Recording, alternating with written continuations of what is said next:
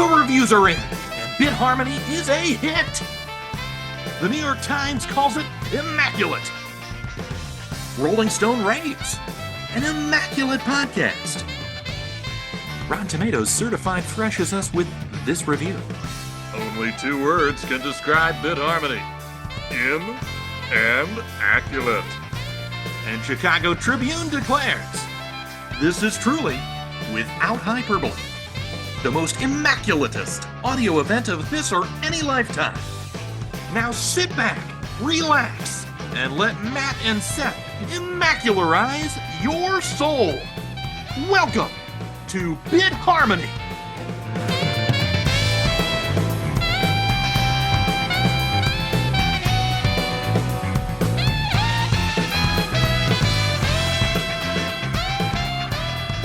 You're listening, once again, or maybe for the first time, I don't know, to Bit Harmony, a video game music podcast, and I'm Matt.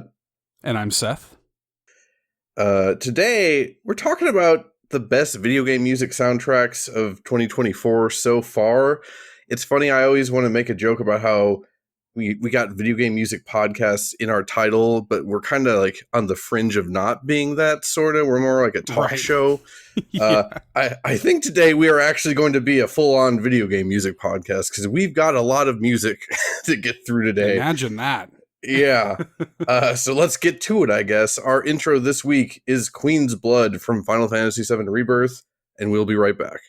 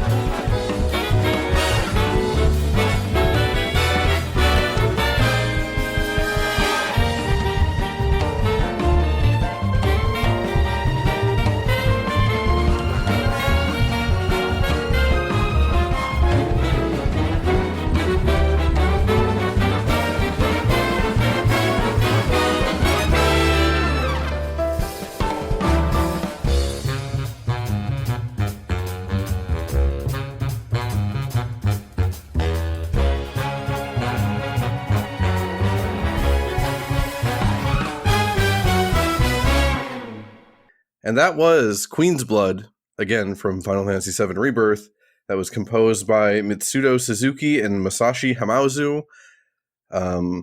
So a thing you're going to find in this episode is that it's a lot of it's kind of like our first episode, is that me and Seth are kind of sharing music with each other again, just like that first episode. That said, I don't think Queen's Blood is new to Seth. I feel like probably a lot of people on the internet have heard this theme, even if you haven't played Final Fantasy VII Rebirth. But that all said, what did you think about Queen's Blood? So, plot twist. This was new to me. Wow, okay. Because I have specifically... So we plan out our episodes typically. Like, we've known we were going to do this episode for a while. And I knew, even back then, that this was going to be kind of this game was going to be a huge crux of the discussion. So I have pretty purposefully stayed away from listening to the Final Fantasy VII Rebirth OST beyond, you've sent me a couple of little things that has been like that Gus song, man.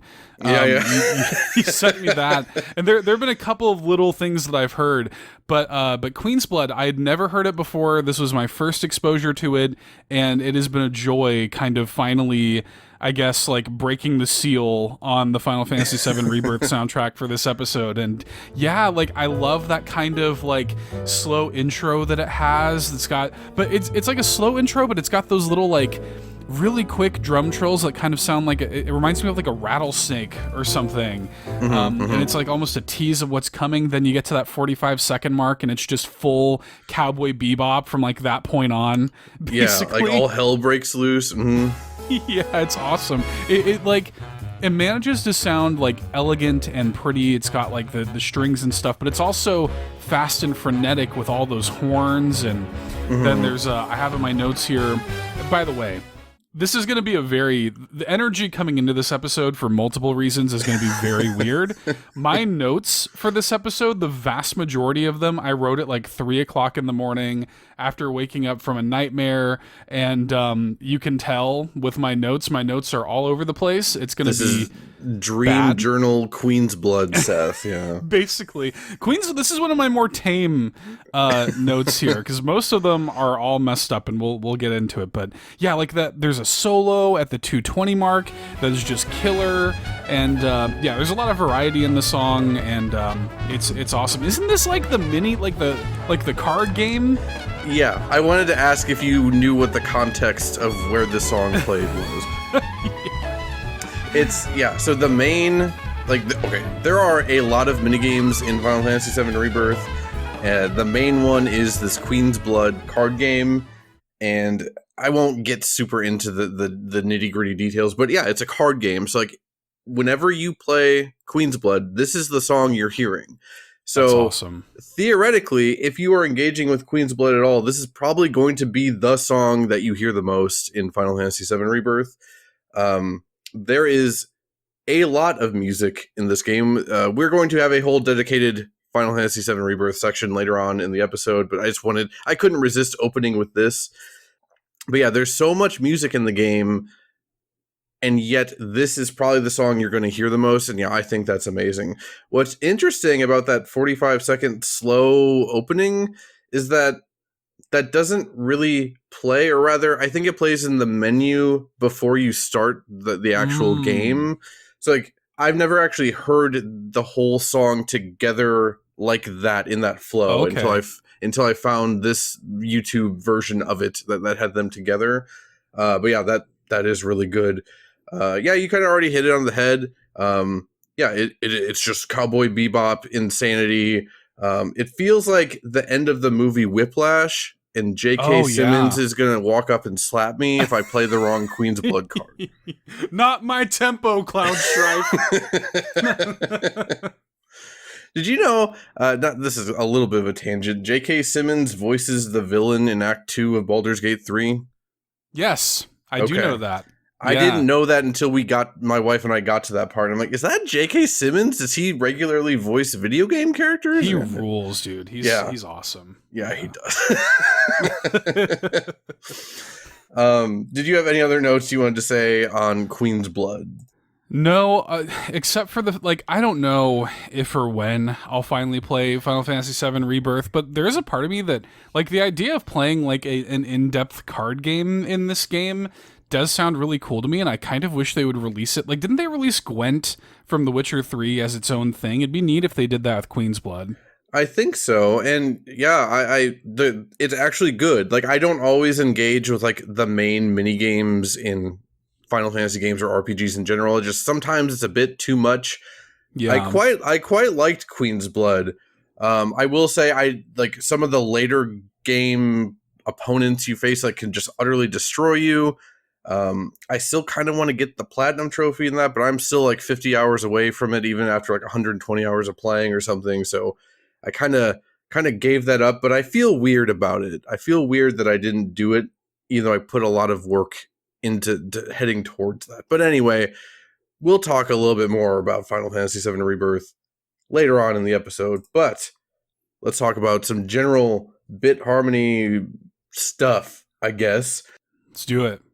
First of all, as has become the norm, did you have any thoughts, some post-mortem thoughts on the Paper Mario the Thousand Year Door episode? That was a fun episode. I'm happy that it turned out the way that it did. That was another kind of weird energy episode where we didn't really know what we were doing coming into it. And I like the direction that the conversation took. I actually think we talked about some pretty important things through the lens of Paper Mario. I was pretty pleased with that. Although one thing that I did find interesting, both with people listening to that episode of Bit Harmony and hearing me just talk about the Thousand Year Door and how sort of nonplussed I was by my playthrough of it, I have had multiple people literally DM me and say dude, I feel the same way about this game. It's I'm the really? voice of the people. Yeah. The people are afraid to come out of their hovels and denounce Thousand Year Door, but I'm not. I'll talk about it. I thought you were going to say they were DMing you to ask if you were okay. You sounded a bit down. There's multiple people who have been I'm with you actually. Playing this, I don't think the game is actually as good as everyone says it is. So yeah, that's been kind of an interesting kind of reaction to just my sort of Paper Mario the Thousand Year Door hate tour that I've had over the past month. Yeah, I've heard a lot of it. I've been with you for most of it, so that's yeah. I'll say I really liked that episode. I really liked the editing process was fun and stuff. I will say I started, I think at the time I already I'd played 2 hours of Origami King or on a replay of it. I've played 15, 20 hours of Origami King since then. Hey, that game's pretty good. I think that actually might be the best Paper Mario at this. And that's me saying that. That's me willing to denounce Paper Mario 64 at this point. That whole yellow streamer section in the desert and the dancing disco toads and with stuff. The hole punch. Yeah, insane. That's charm is just not even a strong enough word to describe basically every minute of Origami King. When I played it back when it came out, I agreed with everyone else at the time about the battle system is whatever. Honestly, I actually kind of like the battle system on this playthrough. Again, I don't think it's as good as Paper Mario 64's battle system or whatever, but it's more than just serviceable to me now. I think it is good. Just straight up good. I gotta replay it. I really do have the goal this year of playing through the entire Paper Mario series inside of 1 year, and then at the end of the year doing a big tier list video or something. I want 2024 to be the year that I played the whole damn series. That's definitely on my my list of things to do, especially since it's kind of gonna be a bit of a lighter year from the looks of it for me. So I've got plenty of Paper Mario time, I guess. So we'll see. I also I forgot to mention it on the Paper Mario episode, but it seems like we have tapped into that that primordial ability to channel new game announcements related to what we're talking about. That's true. Yeah. Because the Mega Man Game Boy games hit NSO a week after the Mega Man 9 episode, and then we got a new Mario and Luigi game a week after the Paper Mario Thousand Year Door episode. Let's go, baby. So, as an announcement, I'd like to say that the next 17 episodes of Bit Harmony will all be on Mystical Ninja 64, unless I get what I want. Right. Yeah, take that as a threat. Yeah, and we also, we vocalized on the last episode of the show, yeah, we're waiting for Kid Icarus Uprising. Maybe, like, the port will be announced at the Nintendo Direct, and it wasn't, but now, we can keep that on the line, too. Make that happen. All that channeling accidentally went towards Mario and Luigi and not Kid Icarus, so... That's okay, though. Yeah. That's okay. I'll take a new Mario and Luigi. It looks pretty great. I'm pretty excited about it. Do you have... Oh, yeah, we do have a couple review-oriented things, right? Yeah, just to quickly shout out, we are up to 14 5-star ratings on Spotify, which is very, very appreciated. If you listen to the show on Spotify or iTunes or whatever, anywhere that has a way to review the show, that is super, super helpful. Whenever you review the show and rate it 5 stars, it helps climb the ranks against our steep competition of other video game music-based podcasts. It is very, very appreciated, and it's free. It costs you nothing to do it, and it means a lot. So thanks to all of y'all who submitted those ratings, and thank you in the future for doing it too. You better. That's right. You better. And I also wanted to shout out, we had a new community member, Spriteless, who joined the All-In Discord, I think actually based on the Anodyne 2 episode, which... I mean, this person's pretty cool in my book, just from that, if you're an Anodyne 2 fan. And they, I guess, like, don't have...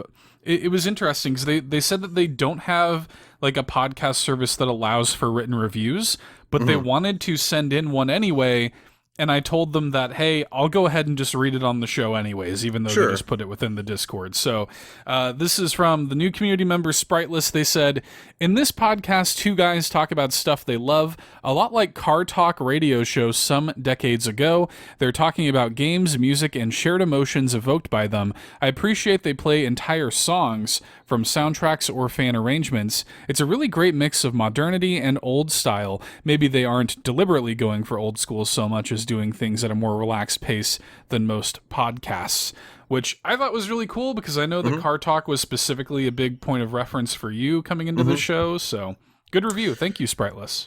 That I was really that genuinely made me happy when I read that in the Discord, a few days ago, I think.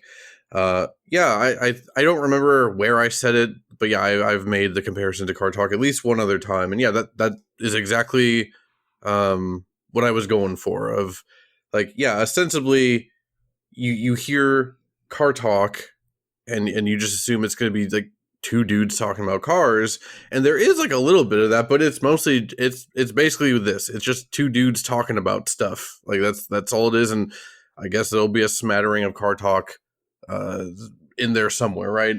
So yeah, I much like you appreciate us playing the full songs, I appreciate you going out of your way to send that comment in, even if you couldn't leave it in a review. I think they said that they reviewed us on Spotify for 5 stars or something, but they just didn't have any opportunity to review with text.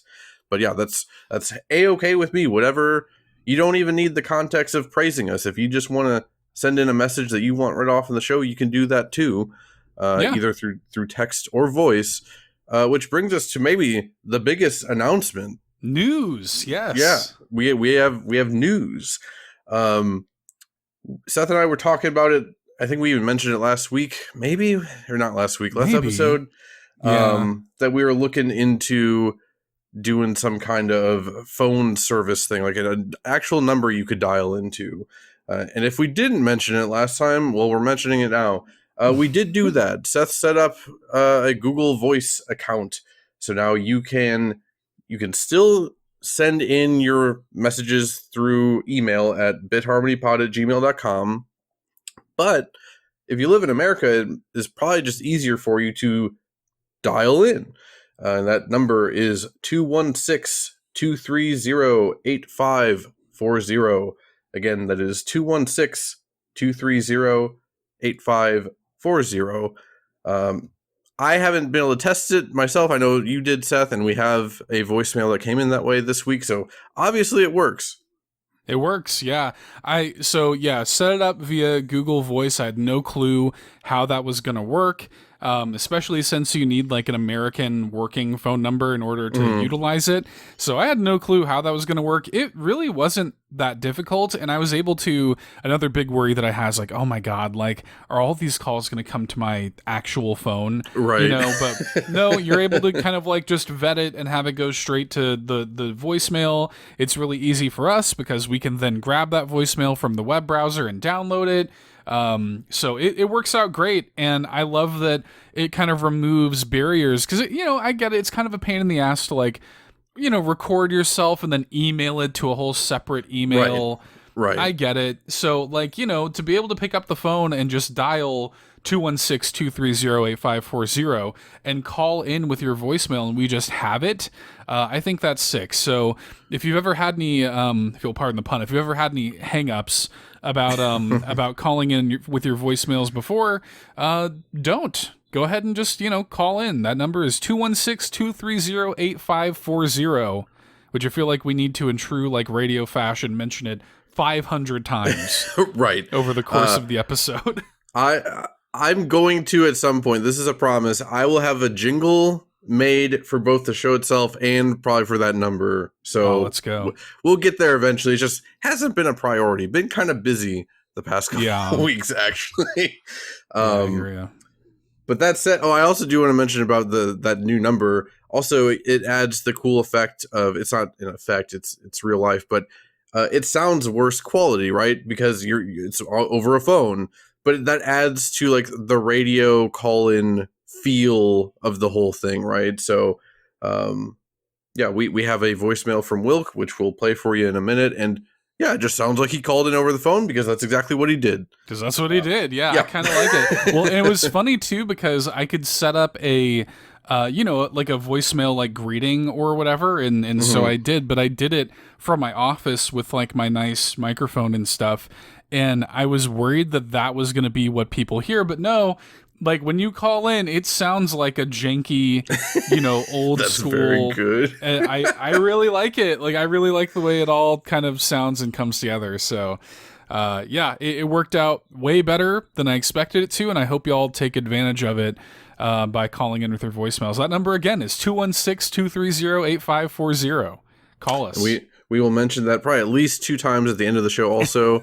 And I believe that was Shy Guy that suggested that. I think that was him. So thank you. Yeah. That ended up being great. Do we want to play that voicemail then, since we have no Circle Talk or Daddy Mulk this episode? Yeah, no 20 minutes of circle talk this week. Yeah, let's Wilk did call in with his voicemail. And Wilk's the perfect example of this because like he had been wanting to call in, but like it's a pain in the ass. So now he can actually just pick up the phone and call. So here we go. Let's hear from Wilk. What up? Okay, so I haven't called in a long time. Sorry, I just woke up. I saw the number.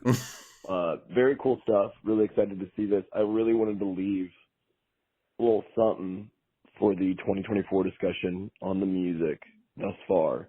And I don't think there's a better song from this year at all, or anything that even comes close to the Persona 3 soundtrack Reload from Color Your Night. This is a song for the ages.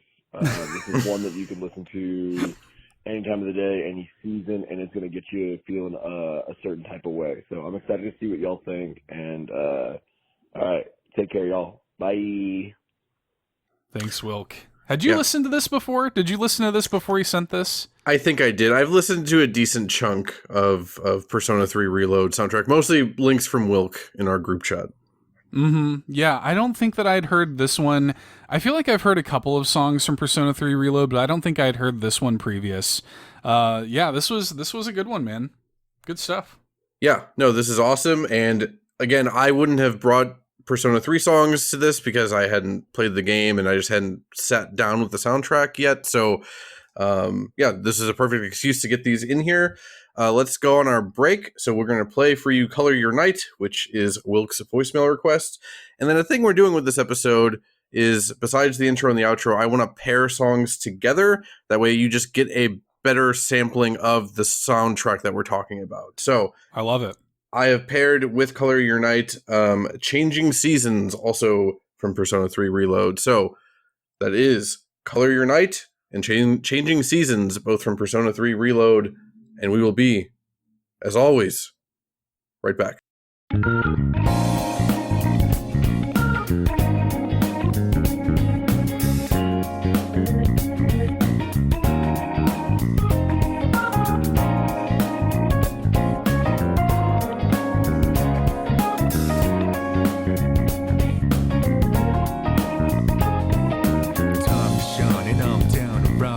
Drop until the break of dawn, rounding out. I'm on a mission, rounding out whatever it is I gotta do. Rounding out until the day I meet you. I'm rounding out. I look up in the skies, asking out a while, but never let it faze me. I'm keeping good vibes when I'm on the road. Watch out for all surprises. What it provides is good and bad, but nothing entices. Another one day in the night, let me paint the view. Color down with my light. For every moment share with you, not out in the day.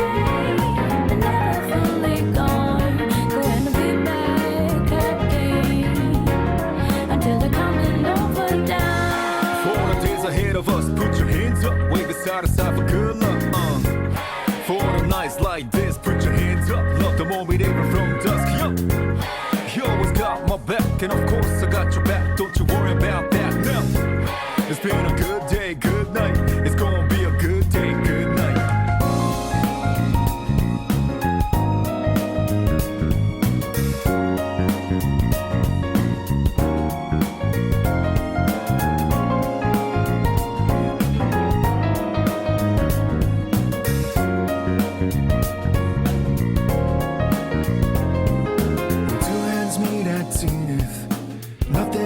Between us, dancing like ballerinas under the moonlight all night long. How these plain and simple scenes get painted so vividly by you. I just wanna stay with you. Around the world is only dance. Whenever our eyes meet, you know you leave me in a trance. It means everything to me looking down below.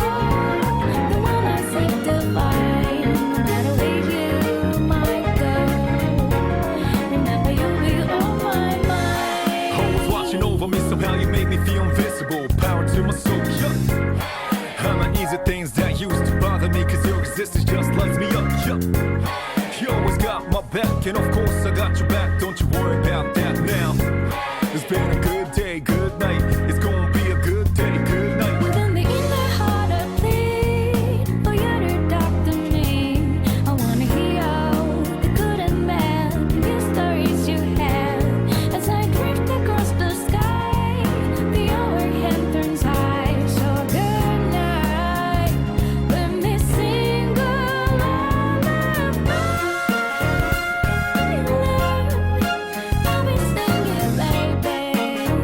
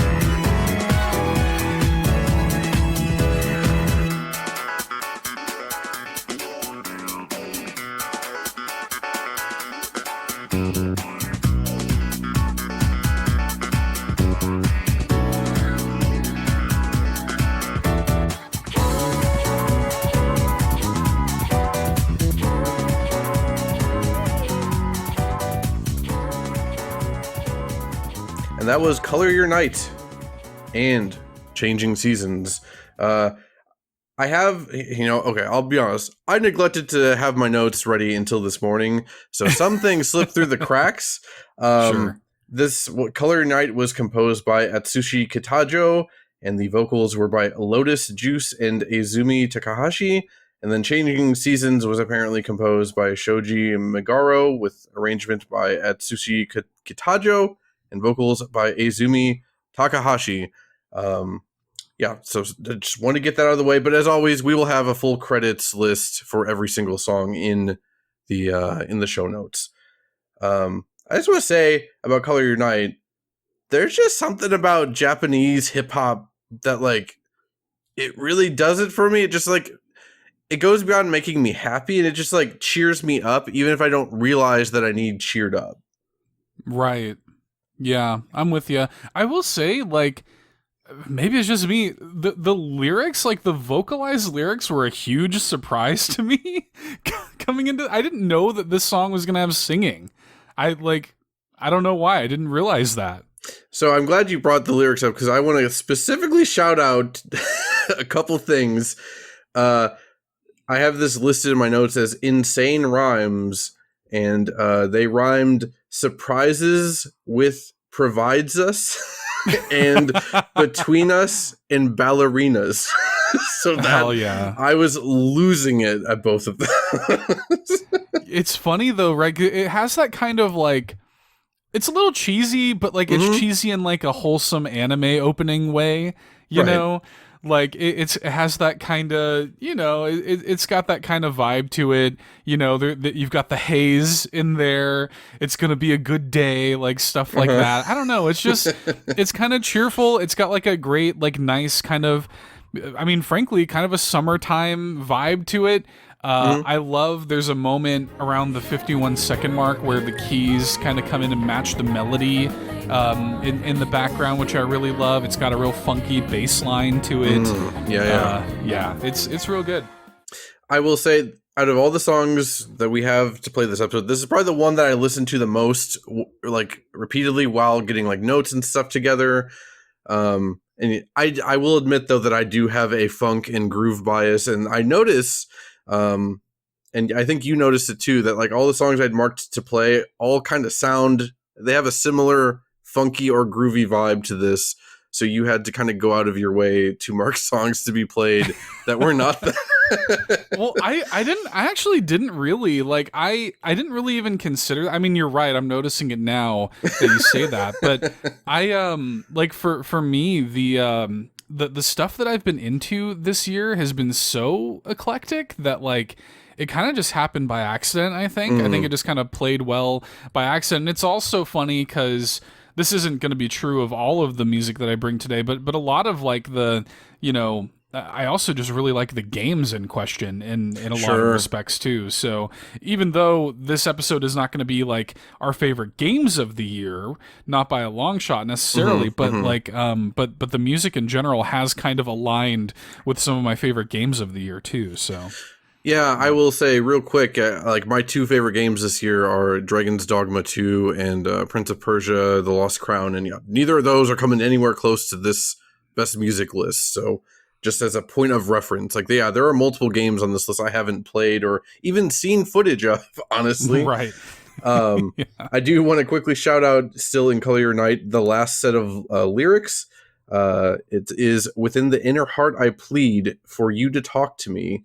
I want to hear all the good and bad, the new stories you have. As I drift across the sky, the hour hand turns high, so good night." I thought that was, it's just very, very, very sweet, especially with like the female vocals and stuff. Little smile bomb energy. Yeah. A little bittersweet smile bomb energy, but it's very, very good. I didn't really have many notes for Changing Seasons. I just like it a lot. Yeah. The main thing I noticed is that while I was looking for YouTube comments, basically everyone in the YouTube comments for this song was talking about how this version was so much better than the original because they took out like French lyrics or something that were in the background. okay. Or it was people complaining that this song isn't as good as the original because they took out the French lyrics. Well, that probably means it's good. I love it when there's like division like that over minutia, especially when it comes to a new version of a song. Yeah, I mean, for me, like I'd also never listened to this before. It's got a real kind of like there was a big portion of my life where I was way into listening to like indie EDM, specifically Japanese indie EDM stuff. So that's where I discovered Trekkie Tracks, which is a music label that I've followed for well over a decade at this point. And I was just kind of like finding random stuff on SoundCloud and becoming hyper fixated on it for a while. When I first kind of discovered SoundCloud, because that's where I listed my first podcast, and I was like, wait a minute, there's like all this like cool independent music on SoundCloud. So I found Trekkie Tracks that way.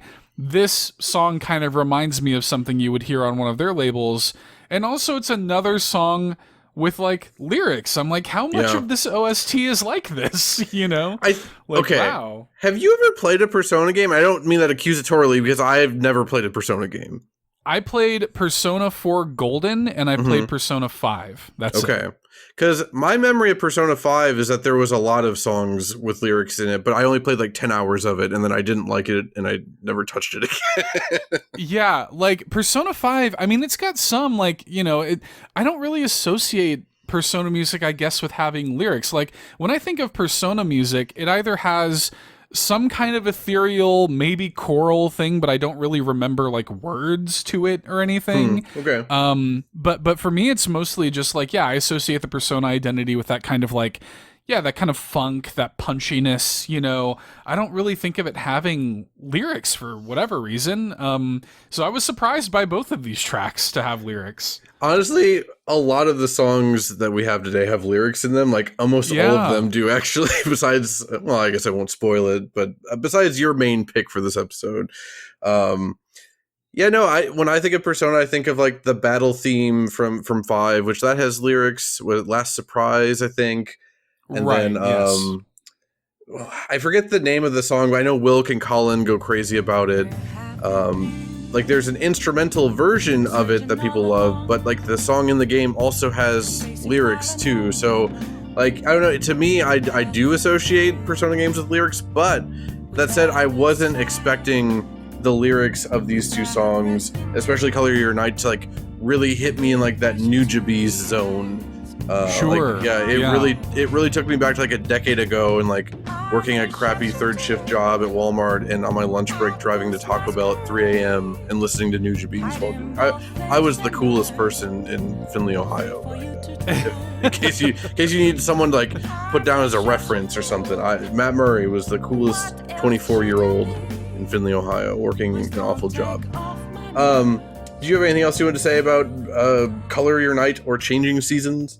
No, these were good. I like them. It makes me want to, listen to the rest of the Persona 3 Reload OST. And hey, whenever that inevitably comes out on like Switch 2, I might play it. Yeah, Persona is a series that like it's one of the biggest gaps in my gaming knowledge, especially because I love RPGs and specifically like turn-based Japanese RPGs.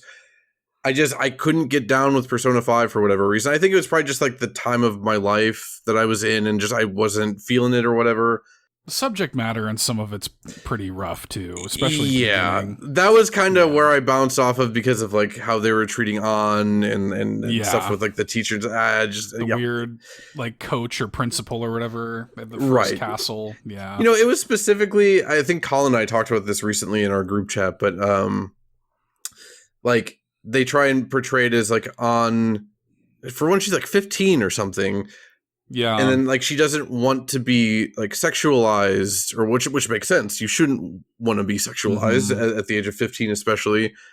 But then her like thief outfit, her Phantom Hearts outfit or whatever they're called, Phantom Thieves, is a sexy cat suit thing. Like it didn't sit right with me. It just didn't I don't stuff like that too. Look, am I Dr. Disrespect? I don't need like sexed up teenagers, okay? Like it's fine. That was my reaction to 13 Sentinels, man. It's like, look, I'm sure this game is good. I know that Colin and Wilk like love the game and like, hey, like I'm sure the game is great, but like literally the game opens with like a 15-year-old girl being like, where are my clothes inside of this mech? It's crazy. Like it's wild. And I don't know, like I like there's just a line in the sand that I draw at a certain point when I'm like a 35-year-old man playing stuff like this. There's a whole conversation we could have. I remember playing when I got Final Fantasy X as a Christmas gift for my PS2 back in 2002 or whenever that was, 2001. I was in my great-grandma's basement. It was Christmas time. I was playing Final Fantasy X in the basement. I just got to the scene where it was right after you beat up Riku, who was trying to steal Yuna away. And then Tidus finds her washed up on the beach, and then it cuts to CG, and she's like taking off her skin-tight outfit, and like water's dripping down. And then right at that moment, my great uncle and aunt came downstairs to say hi to me on like Christmas Eve or whatever, and they're like, "What are you playing, Matthew?" I'm like, I didn't choose this. I didn't want this. I'm 13. I don't want this. Like it's I just want to play a video game. Anyway, we're off on a crazy tangent here. Let's get back to There'll be other times to get into this topic. I have to leave in 4 hours, okay? We gotta get out of here. Just to quickly establish some, not like ground rules, this isn't that serious, but just in terms of what we're about to talk about, again, we're going to go over some of our favorite soundtracks and games of 2024 so far at the halfway point of the year. That said, we won't be covering the Pepper Grinder soundtrack by ZC because we did a whole episode just on Pepper Grinder, and it just seemed, as much as I love that soundtrack, and as much as it's one of my favorite soundtracks of the year, totally, like top 3 easily for me, we have a whole episode on it. So if you want to hear that, and you should, go ahead and go listen to the Pepper Grinder episode we did a couple months back. I also want to shout out Elden Ring Shadows of the Erd Tree. I have not played it yet. I've just been very busy with other stuff the past 2 weeks. I'm sure there will be some kind of like Latin choir song that makes me shiver down my spine as I'm killing God or whatever. But I haven't played it yet. So that's why there's no Elden Ring stuff on here. And then real quick, I had 2 things I wanted to shout out that we won't get super into. Eiyuden Chronicle 100 Heroes. Maybe this is my bias because I just spent 50 hours in the past week and a half blasting through that whole game for a review. It's been your whole life. It's been the majority of my life since the last time we talked on over voice, at least. The music is nothing like super overtly amazing or anything, but it's good. They do a lot of cool things with like vocals and lyrics at times, especially during like dramatic, like theater of war set piece moments, really triumphant, like cool things happening when like bad guys are betraying each other and joining the right side of history and blah blah blah. It's good. Yeah. It's just like very classic PS1 era JRPG feel all around. Hey, I just put a review up for it last night at the time of this recording. I quite liked Eiyuden Chronicle 100 Heroes, so if you're in the mood for something like that, pick it up maybe. Just avoid the Switch version, I guess. That's what I hear. Also wanted to shout out, it's not a full release, but like, you know, the DNA of the show is so based around Analgesic Production games that the Angeline era demo went up like a couple months ago and had quite a bit of new music from Melos Hantani in there. The world map theme is like a 6-minute odyssey, shoegaze odyssey, and it's fantastic. But yeah, I just didn't want to dedicate a large amount of space to it because it's just a demo. The game probably isn't even going to be out this year, but I really just wanted to shout that out. That is one of my favorite things that I've heard this year was the Angeline era demo. Yeah, I was really surprised at how much music was in that demo. I really didn't think that, and really just content in that demo in general. There's like a lot of like hidden content in it. The demo in general was like way bigger than I thought it would be. I also, just a couple quick honorable mentions. Yeah. 1,000 Times Resist is, it's my current game of the year. I'd be really surprised if I end up liking anything more than that this year. I really loved it. The soundtrack is great. It's not the thing. I didn't want to include it in this episode though, because so much of the soundtrack is important to its context in the game. And I would rather you all just play it and hear it within the context of the game than hear it kind of disjointed from, in this episode when I can't really I don't want to get into spoilers and like talk about where it's at in the game and stuff like this. If we end up doing some kind of like 1,000 Times Resist episode somewhere in the future and we want to get into that, that's fine. But it didn't really make sense for this episode. And I also just wanted to quickly shout out, I've been playing a bunch of the new Monkey Ball, and the music in that is also quite good. So I've been enjoying that, especially the Rose Garden, the World 2 song in that is real good. I like it a lot. So new Monkey Ball is good, y'all. I couldn't hear the music over your screaming watching you stream it the other night, so I'll take your word for it. Yeah, that's fair. There's a lot of screaming. I've been playing a whole bunch of it, and I really like it a lot. So it's good. I'm glad that there's like a good modern Monkey Ball that isn't like a remake. It feels like besides that remake, it's been pretty dire for the Monkey Ball heads out here for quite some time, actually. That said, do we want to get into this list of games to talk about, I guess? Let's do it. Rip off the Band-Aid. Let's start with something that we've both played. Tell me why you hate Penny's Big Breakaway. I don't hate Penny's Big Breakaway. I don't. I was not as high on it as you are. I know that you really loved it, and I liked it quite a bit, actually. I will say, when I first, World 1 to me, I was pretty meh on when I first started it. The gameplay and the music in World 1 is the low point for sure.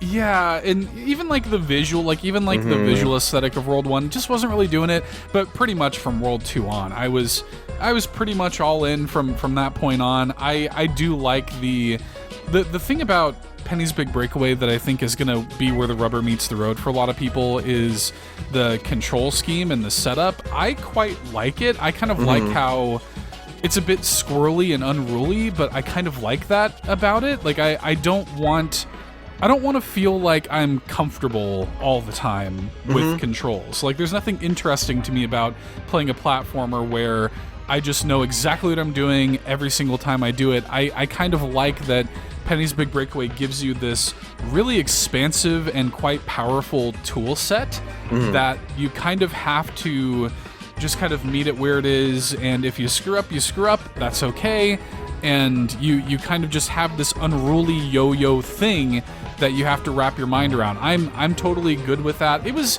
for me, little tiny things about I think the penguin enemies are stupid, and sure. The boss fights weren't all 10s out of 10s for me, but overall I still quite enjoyed the game. Yeah, I was mostly being facetious, but that said, yeah, I did love this game like way more than I was expecting to, especially based off of like what other people were saying. I think it's like my favorite 3D platformer I've played since Mario Odyssey, with the caveat that Kirby Forgotten Land does not count. That's not a pure 3D platformer. Right, sure. But yeah, no, I really loved it. It nailed like bringing like the 3D, or rather the Sonic feel to a 3D game like way better than any actual 3D Sonic game ever did for me, of like kind of like controlled chaos, or an attempt to control the chaos of your movement. I will say like yeah, I understand what they were doing with the penguin enemies and just wanting to have like something that like slows you down, like some kind of obstacle. Yeah, I totally get it. And to be fair, like by the late game, I was like pretty good at just like straight up avoiding it. Like I was just zooming through the whole level, like it wasn't a problem. But yeah, they could have found a better something or other, especially because the penguin enemies are like the best character designs in the whole game, but like I don't ever want to engage with them. Not that that's a high compliment, because the character design in this game is awful, especially Penny herself. Yeah. But yeah, no, I loved the game. But when it comes to this podcast, how did you feel about the soundtrack by T-Lopes?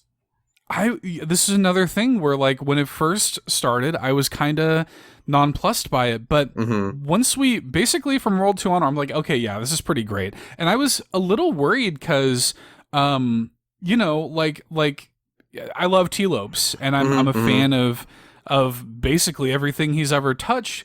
And so I was like, oh, is this going to be the one? Like, is this going to be the one that I don't like? You know? And no, from the second you get into, isn't World 2 that weird, like, beach bathtub level?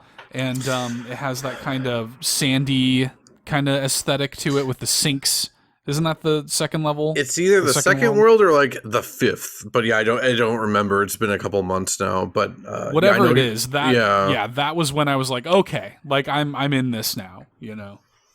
Yeah, no. So I love T-Lope stuff too. Like I really like Sonic Mania is an all timer. Just really love that soundtrack. He did the Streets of Rage 4 DLC, and that was fantastic. Yep. Sorry, it's slightly hailing right now. It's a big old summer storm all of a sudden. Damn. Hey, it's fine. We need it. We need some relief of all this heat. Yeah, no, I'll be honest. I was kind of disappointed with the Ninja Turtles Shredder's Revenge soundtrack. Like, I don't think it's bad or anything, but there was only like one or two like really stand out. Like, oh yeah, this song rules. I think like there's like a song that takes place in the mall, I think it is. I think that's my favorite one from the Shredder's Revenge soundtrack. And then, yeah, when the reviews came out and people were kind of lukewarm on the game itself, and I remember people were kind of lukewarm on the soundtrack, I'm like, oh, damn. But then I played it myself, and then I loved the game. And if I'm being honest, I think this is overall his best work. At least it's my favorite. He got the chance to get out and experiment more than I feel like he usually has the chance to. Like, yeah, there's straight up like 1950s like love song sounding things in here, but like it still fits the tone of a platformer. It's still like energetic and like speedy, but I don't know. It's some incredible stuff. This is I couldn't not have this on here. This had to be on my list of favorite games or favorite game soundtracks of the year so far. Yeah, well, and I know too, you know, you've got two songs listed here that I think are both really good. This one, I don't even, like, I grew up Italian, I don't even know how to pronounce this. I was originally going to make a joke about if you did. This is, I think it's like Tutto Finice a Taraluce e Vino, maybe? I think that might be how you pronounce it. This song, though, is like my favorite song on the OST by a fairly wide margin. Yeah, mine too. It's either this or the boss fight against Puppet Pioneer or whatever their name is. I really like those two songs, and it's a really good example of like how experimental this game gets with both its music and its kind of level concepts, because this is the one where it's like a mix of like the insides of a weird volcano planet, but also there's like this cozy Mediterranean village kind of like happening in the center of it all. It's really fascinating, and I like this. I was like, damn, like this game is really kind of cooking in this stage. That to me is kind of like the apex of the entire game, is that stage and that song. Yeah, I agree. Like that is like the height in terms of like the feel of it all and the sound of it all. Yeah, it's a really special game for me personally. I do think you have to like want to be willing to grapple with those controls, and also I think want to play it like a Sonic game is intended, which is to go fast, I guess. Because if you're trying to play this like a precise platformer or like a Mario or whatever, it's not that. Like it's not meant to be that. So yeah, if you're coming to it for that, just skip the game. But if you can get this for like $15-20, I think it's a blast, as long as you know what it is you're getting into.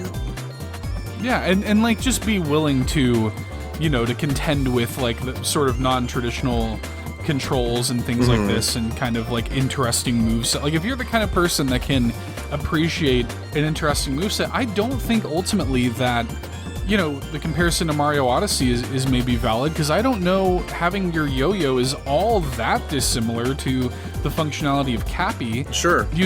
You have to understand how that works, and Cappy I think is a little bit more traditional in the sense of like, okay, yeah, like I can throw it out in front of me, I can hold it, make it spin in place, I can have it kind of like circle around me, or I can throw it and like kind of jump off of it and stuff like this. It's really kind of similar things. You just have to like spend the time to learn it. And I think that time commitment is something that a lot of people never afford games, unfortunately. Right. Yeah, for sure. Did you want to go with one of your set of picks? Sure, yeah. So I'll just shout out, this is probably for sure top 5 so far this year, maybe top 3, Arzette the Jewel of Faramore. A game that I was really looking forward to even before it came out, but I was not prepared for how much I would genuinely love the experience of playing the game. Like it first of all, like it's a total send up of like the CDI, Zelda and Hotel Mario and stuff like this. But like it's genuinely a very good game in the kind of style of like a Monster Boy or a Shantae or something like that. It's a very good like one of those, but there's so much like handcrafted like love and passion that you can just I love it when you can just feel how much the person making it loved making it, and that's what resonated with me so much about this game, and the soundtrack is one of the best of the year. Yeah, so a bonus of being working with you and Eric on the All-In side of things, I get access to the All-In account to get to play games you guys got codes for and stuff. And I played a couple, I'd say I probably played like an hour of this, and I will admit it is not really for me from a gameplay standpoint, but I totally see exactly what you're saying in terms of like the love that was put in. Yeah. It feels like I compare this less to other games, and it feels like software from like 1995. Right. If you understand what that means, it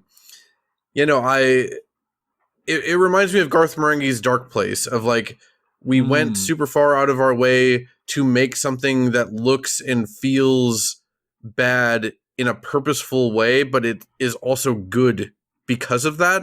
That feels like it's an impossible balance to hit, especially when it comes to video games, where I think parody doesn't really work. Like make games that make fun of other games don't really work, because oftentimes you're still having to do the thing that they're making fun of. Like that Simpsons game that came out back on the Xbox 360. Like, yeah, they pointed out how like bad game design decisions are sometimes, but they still did them, like it doesn't really work there. Where I think Arzette works is that it's more of an homage than a parody. Like it feels genuine. There is genuine love there, and it's not mean spirited about its inspirations and what it's going for. It's like, hey, I played these games 30 years ago or whatever, and I wanted to make another game like this because they truly do have a unique vibe. I've watched plenty of footage of those Zelda CDI games over the years, and I've never played them. I don't want to play them. I have no desire to, but they certainly have a very unique vibe, and I think Arzette does an incredible job of capturing that vibe.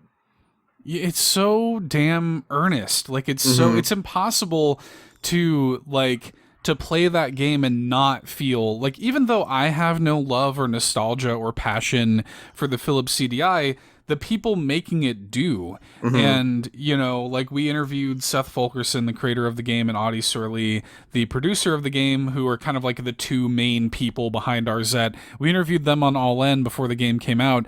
And like, even just hearing them talk about it, like it's infectious. Like it's like, it really is infectious passion that comes through in that game. And even though, again, like from a gameplay perspective, I think it's just like a fine, serviceable one of those, but like everything around it, everything that it's doing, everything that it's kind of sending up, like I feel like I am listening to a friend of mine talk to me about something that they really love, and I can't help but love it too, you know?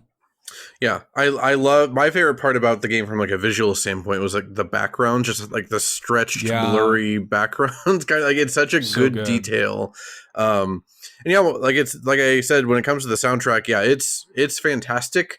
Wasn't the composer of this, again, I didn't write it down, but it's the 8-bit big band guy, is that right? Yeah, that Cogwin Caves, which you wrote down here, but that's one of my favorite songs of the year. Like, it is so good. I listened to that on repeat for like an hour the first time I heard it. Dude, yeah, like that to me is the song of RZ. Like, that melody is just so killer, and like the vibes are perfect, you know?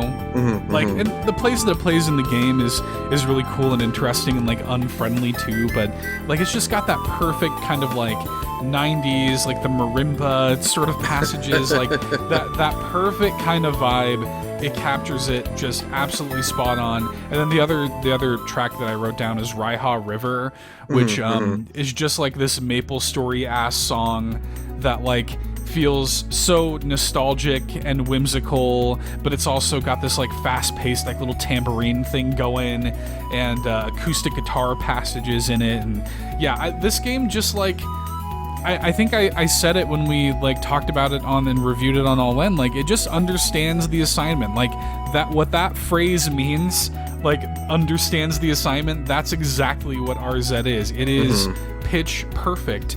It is, I hold it in the same kind of place that I do something like Hypnospace Outlaw. The difference with Hypnospace is that is something that I'm also passionate about and love in my own respect. RZ, I think, taps into a similar vibe of, we are going to perfectly emulate and send up and love this very weird and niche thing that even though I can't relate to, I can appreciate, whereas, you know, something like Hypnospace I do. So, but yeah, it's awesome. Yeah, I wasn't hyped for this game like at all, beyond like appreciating what it was doing, but I wouldn't have checked it out except for y'all talking about it on All In. But yeah, I was not expecting the soundtrack to be as good as it was. I truly was not. Real quick, let's talk about Moonstone Island, which came out, I think, last year on PC, but the Switch port just hit, like, I don't know, 2 weeks ago or something. This should go pretty quick because neither of us have actually played it, though I've watched my wife play like 20 hours of it in the past week or two. It's funny you brought up Maple Story. The soundtrack is very Maple Story. It's just very, it's very pleasant. I didn't really write down many notes about the songs I have written down here that will be playing beneath us, but it's just very calm and soothing, unlike the thunderclap that just went off outside. It's if you don't know what Moonstone Island is, it was kind of being compared to like Stardew Valley crossed with Pokemon. I don't know if I'd go that far. It's barely a farming simulator, even though it kind of looks like it at first, and there is like some very basic farming stuff going on, but it's more of like an adventure with like a creature capture stuff going on like Pokemon. But if anything, it's more like Ooblets. I don't know if we can call things an Ooblets like yet, but if we can, that's what this is. Okay. Yeah, I've seen some gameplay of Moonstone Island, and what I've taken away from it each time is like how many different like genres they've kind of worked into that game, where it's like, hey, it's a farming sim, like life sim thing. Also, you've got, yeah, like Pokemon creature, collecting or raising elements or whatever. Also, there's like card battling, and also there's like vehicular stuff, I think, in the game. Like, they've got all kinds of stuff in that game. And the music is, like, I listened to both tracks that you listed here, Moonstone Summer and Autumn Harvest. And I noticed that was, with Moonstone Summer anyway, kind of also that vibe was a little bit present in that song. Like, my notes on this, and this is just peak 3 a.m. note writing here. The first thing I have written down is, "Who baby opens us up on that bass," in all caps. A little bossa nova flavor in there with swinging bass and percussion strutting for me is what I have written down here. Then I wrote, "Hard transition to Baroque strings at 45 seconds. What is this song?" There's just a lot kind of going on. That bass is insane. The moment my wife started playing the game and that song came on, I was like, what is this game? Like, what is this game soundtrack? Like, who did this? It's awesome. It's a pretty small soundtrack too. I think there's probably less than 20 songs on it. Like, it's like a $15-20 indie game. Like, it's not a huge thing though. I think the dev said it takes like 50 to 60 hours to beat. And yeah, my wife, like I said, is over 20 hours in, and she's only just got to fall in the first year of the game. I just wanted to shout it out. It's like a smaller thing that like just hit, and I feel like, I don't know, I assume based on the fact that we're, adjacent to All In, that we mostly have a Nintendo fan base here. Right. So if you missed out on Moonstone Island, I get it because of all the announcements happening due to Summer Game Fest and stuff the past couple of weeks. If you're in the mood for like a cozy little monster raising thing, play Monster Hunter Stories, but also this. That's fair. Yeah, I would like to get to it. It's one of those where like I have it wishlisted. I would like to get to it one of these days. Oh, I'll also say that the creature designs, I think they're just called spirits in the game, the Pokemon like things that you capture and battle with. Very good. Like, obviously nothing ever is going to come close to like actual Pokemon because of unlimited budget and whatever, but like for what they are, very good. A lot of good slimes in here. There's one, I don't know what its English name is because my wife is playing it in German, but it's a slime with a backwards baseball cap, and his name in German is Cooler Schleim. I love it. It's good. It's good. There's a lot of really good character designs in here. A lot of goofy ones, a lot of cute ones. It's just a really good one of those. And I just wanted to give it a quick shout out here. Tell me about another one of yours, and then maybe we'll go on a break. Okay, sounds good. We'll talk, I guess, real quick about Mario vs. Donkey Kong.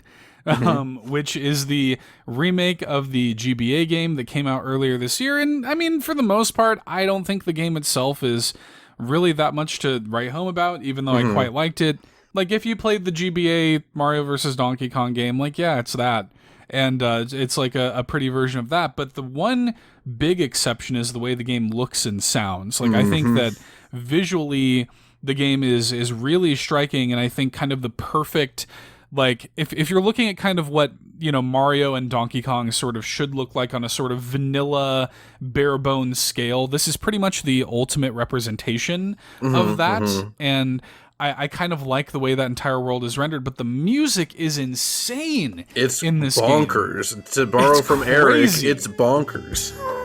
Yeah, it's redonkulous, as Eric would say. It's crazy, dude. Like, it's the kind of thing where... they got the original composer to rearrange his own work, and I always love it when that happens. Just like, Mario RPG remake last year, Yoko Shimomura came back to rearrange her own stuff. Like, I love it anytime that happens with a remake. That's the right way to do remakes. And with this one, like, the original soundtrack was also really good already, but it was on the GBA, so like it had its own inherent limitations. Like, this feels like if the GBA was kind of like taking original thoughts and compressing them down to what was possible on that sound chip, this is what happens when you like break the bounds of that, you know? I just am imagining just like a trans-dimensional portal opening up in the composer's skull because it's just taking you to the saxophone dimension. This is crazy. Oh my God. The soundtrack is insane. All the jazz vibes, like I love how they like, I mean, yeah, it's just a pretty incredible, like if there was a Nintendo game that I would love to have like the soundtrack on vinyl for, which I mean is most of them, but like damn, it would be this one. Like I would love to throw this on the record player and just let that spin because it's just incredible jazz music, dude. Yeah, and hear that crackle. Yeah, I agree. That's so funny because when I was making notes for the show, when I was listening to these two songs, especially obviously Slippery Summit B. I was just like, oh yeah, this needs to be coming out of like a record player. Like this deserves it. At Christmas time. Yeah, that song in particular, because I wanted to, the two songs that I picked here was Mini Mario Level and Slippery Summit B, and I think the reason I picked these two songs, Mini Mario Level is my favorite song in the game. Like, I remember playing the demo and hearing that song and being like, oh my, like I had to stop. I was like, oh my God, like what the hell is this? It's so cool. Like it's like Sesame Street coded, and I mean that as a huge compliment. Yeah, a lot of xylophones and stuff, right? Oh my God, it's so good. But then, like, you get to Slippery Summit, and it's this entire, like, you know, ice world of the game, essentially. And first of all, I want to say that's one of the new worlds that they made for this game, for the remake. There's, like, 2 new worlds, and I think that's one of them, if I'm not mistaken. And it's a huge break in the music, because otherwise, the soundtrack is kind of this non-stop, like, upbeat, jazzy stuff, but then you get to this world and it's kind of, like, quiet and calming, and it still has that kind of identity to it, but it has this weird quietness to it that I really appreciate, and it kind of made that section really stand out. Also stands out from a gameplay perspective, because you're playing a very kind of precise puzzle platformer with like slippery ice surfaces, and I really personally thought that was quite cool. And yeah, I don't know, that was my favorite section of the game in no small part due to the music. So I brought it up in the early 2000s episode we did a while back, but like I love the Sims 1 build mode music, which is like just piano stuff, and like I think Slippery Summit B is like the closest any song I've heard in the past 20 years has come to the Sims build mode music. Yeah, I think you must have played that song on, you either linked it to me at some point months ago, or it was in the All In episode, I don't remember, but maybe. Yeah, like I heard it, I'm like, oh, like damn, I think I'm crying. Like this, it's very good. Yeah, I'll also say I loved the original when it came out on GBA. I haven't played the remake. It's just one of those things of, I just don't feel like paying $60 for a remake of a GBA game I played 25 years ago or whatever. But that said, it is nice to like, I did play the demo and I'm like, oh, I can actually like tell what's happening. Mario isn't like just like a blob of vomit of like red pixels on the screen now. Like you can actually see what's happening. It's nice. Yeah, it's a cool game. I don't know that I can recommend going out and paying full price for it, but if you see it for like, I mean, if you have never played the game, then it's worth it. But if you see it for like $20-$30 or something, I would recommend it to almost anybody. It's good. Like it is exactly what it needs to be. From my memories of it, I would go so far as say it is a great little puzzle platformer. It's just, like I said, I've already played it before, so that's the main reason I didn't get around to it. That's it. Are we ready to go on a quick break here? Let's do it. On the break, we got a couple of Foam Stars songs for you, which I kind of slotted this in as break music because neither of us have played Foam Stars, so this is just a good place to go for it. Sure. We've got Miracle Groovin' and A Little Bit of Happiness / Get Up on the Floor. I don't know which of those is right or if that is indeed the whole song title. Both. Yeah, it should just be both. It's great. You are going to feel a little bit of happiness and want to get up on the floor when you hear that song. So again, that is Miracle Groovin' and A Little Bit of Happiness / Get Up on the Floor from Foam Stars. We'll be right back, assuming this thunderstorm doesn't take me out.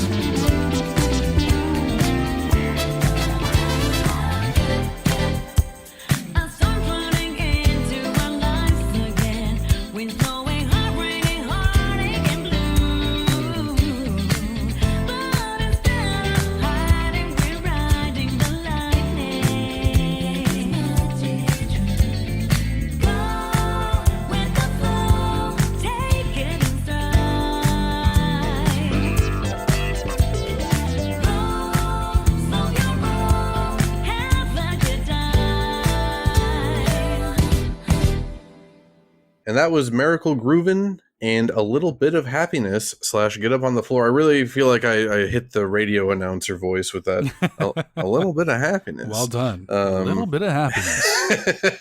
Yeah, I got that Casey Kasem energy going on.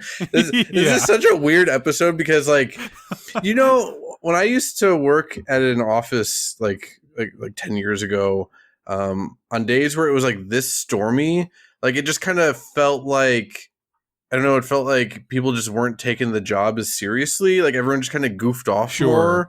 That's kind of what it feels like right now. I brought back with me from the break this iced tea. It's raspberry marshmallow iced tea. Oh, ooh, that sounds good. Yeah, I'm very excited, and I want people to hear, so I'm going to just open it as close to the microphone as I can. That's good. Ooh, crispy. Yeah. But that was off of Foam Stars, which honestly the raspberry marshmallow sounds like it would go good with Foam Stars from what admittedly little I know about Foam Stars. I know basically, and to be honest, all the things that I do know about Foam Stars are bad. Yeah. So I'm glad that we can at least celebrate the music here on the show. Because the music's cool. Yeah, I was blown away when I first heard these specific two songs. I've not heard the whole soundtrack. I've heard a couple more, and they're all of this quality from what I've heard. It's one of those things where like the game was revealed at like a PlayStation State of Play. It was very obvious from the get-go that this is a Splatoon-like. But to be fair, it was doing its own thing. Like it took the general concept of Splatoon, which is like spreading your team's color, but instead of just being like static ink on the ground, you would change the geometry of the environment by it being foam, and you could make walls and ramps and stuff. Regardless of like what happened with the game. And again, I've never even seen any footage of this game beyond the trailer, so I don't know. I'm someone that's pretty plugged into like streaming culture, and my wife and I watch a lot of Splatoon 3 on stream, and I've never seen anyone play Foam Star, so I assume people don't like it. I don't know for sure, right?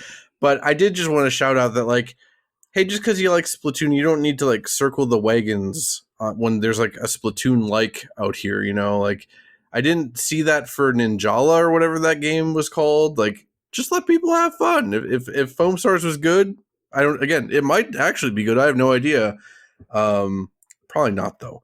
But yeah, if people want to have fun with Foam Stars, just let them have fun. It's okay. Splatoon was clearly not threatened by Foam Stars, and yeah, just let people have fun. And those worth things it. Can coexist. It was worth it for this soundtrack, right? Like, I couldn't believe it has like a Persona, and this is kind of for both of the songs, but it kind of has like a Persona vibe, but crossed with city pop. You know, it's very interesting. For all I know, it even is like one of the, like maybe that singer has done songs for Persona before, because she sounds very familiar, but I didn't look up who it actually was. I will also say when it comes to when I was making notes, when I got to Miracle Groovin', that was when I realized just how funky I was making this episode on accident. There's nothing wrong with that. One of my first notes about these songs is impossible to be cynical in the face of all this funk. Yeah, there you go. That's the first, because you know it's easy when you look at this. This is another situation where it's got those kind of like cheesy lyrics, like it says like slow your roll, have a good time, you know. But like by the time you get into like the chorus, like you know you're kind of sold on it. You're kind of like, all right, I'm here, you know. And yeah, it's got, both songs have that kind of totally like, yeah, funk disco kind of vibe. Miracle Groovin' in particular has something that I really love in any song that has multiple horn passages, and it has that kind of like call and response happening with horns, which I love. And then there's a certain part at the 158 mark where the sax like almost like screams over the top of it. Yeah, which I love that. So y'all know how much I love horns. Like I just love that stuff. Yeah, I really loved the lyrics on both of these songs. Again, kind of similar to the Persona 3 songs that we played earlier. In A Little Bit of Happiness, one of the lines is like, instead of hiding, try riding the lightning. And I think that's insane. I think that's awful, but great. I really, I really love that. And yeah, there's, I had a note here about like just horns coming in around 35 seconds on a little bit of happiness. And they just keep peppering in like just like a couple notes, and they disappear for a few more seconds and come back in. I love that. I think that is amazing. Yeah, big horn boys over here. If I may make that call, I guess that we're the Bit Harmony boys and we're the horn boys. I love it. Yeah, I will be. I will happily carry the banner of horn boy. Here on the internet. That's okay. Instead of hiding, try riding the lightning. That's what the horn boys are all about. Also, this is also unrelated, but whatever. We didn't go on that many tangents. This episode is actually going pretty quick, so I don't mind going on a little bit of a tangent. Pretty tidy. When I say this next sentence, don't gasp and be worried. And I say that about like anyone listening. My father-in-law is in the hospital. He had a scheduled surgery. He's fine. Right. But my wife was talking to him on the phone yesterday, and he mentioned something about a coffee boy. And Tosh was like, what's that? Like, what's a coffee boy? It turns out it's exactly what it sounds like. It's just like a younger dude. I don't know if he's like an intern or he's like a rookie on the floor or whatever, but he just goes around and asks people if they want coffee, and he gets them coffee. So it's literally he's literally a coffee boy. So they have a coffee boy. Yeah. Wow. German hospitals. Who knew? Yeah. I could be described as a coffee boy as well. Yeah, but for different reasons. Yeah, you are you're receiving the coffee, not giving the coffee. I could be convinced to give the coffee. Yeah, that's true. Butter me up enough. Goodness gracious. Did you want to go with one of your last couple picks here, or not last, but last of this batch of picks? Right. Yeah. Let's talk about another Crab's Treasure for a little bit. A game that I actually really love in a lot of ways. It's just we're a Nintendo podcast and stuff, and Nintendo YouTube channel. So we got the Switch version of the game, and the Switch version of the game sucks. It's bad. Like it runs badly, and they've patched it a couple of times. It has improved each time. It is still not great. I had the game crash on me literally on the final boss. Me too. At the exact same spot. It was actually not during the final boss. It was after the final boss is over, then it crashed. Yeah. Mm-hmm. Yeah. So it's really hard to recommend playing that game on the Nintendo Switch. However, with that being said, it is pretty handily my favorite non-From Software made Souls game. I just thought the game was so unique, and I gotta admit, we've been talking about doing a spoiler cast. We haven't had a chance to do that yet. Is that what this is now? This is the next hour and a half. That's how we fill up the time. Yeah, that's how we make this a true Bit Harmony episode. I gotta admit, I did not expect to be as affected by the story as I was. In spite of everything else, the game does have something to say about the state of the world today. It starts off as kind of I'm going out on this adventure, and you could tell the game has something to say about pollution and and trash is all over the ocean floor and blah blah blah, and that is a theme of the game. And then the game kind of turns into the family I found kind of story, but then it becomes this very bleak, the world is doomed, and there's nothing we can do to save it, but it's still kind of ultimately hopeful. Even though there's nothing that we can do to get us out of this mess that we're in, at least we have each other, and it doesn't make this world worth loving less or worth fighting for less, if that makes sense. I don't know, I was kind of really struck by the game, and also the evolution of Krill, the main character's character arc throughout the game, especially the way the game ends, was very the final, right before the credits roll, the player has to do one final thing, and I was damn, dude, Yeah, I don't know. It was a lot. So that's my favorite, like from a story moment or like, I don't know, like input moment. Like that's one of my favorite moments in games this year, or like even in like recent years in general. And that's because I think unlike Seth, who is more optimistic and more, I don't know the exact word I want to use. I'm more of I wouldn't go that far. But I'm more angry. I'm more of an angry, radicalized person.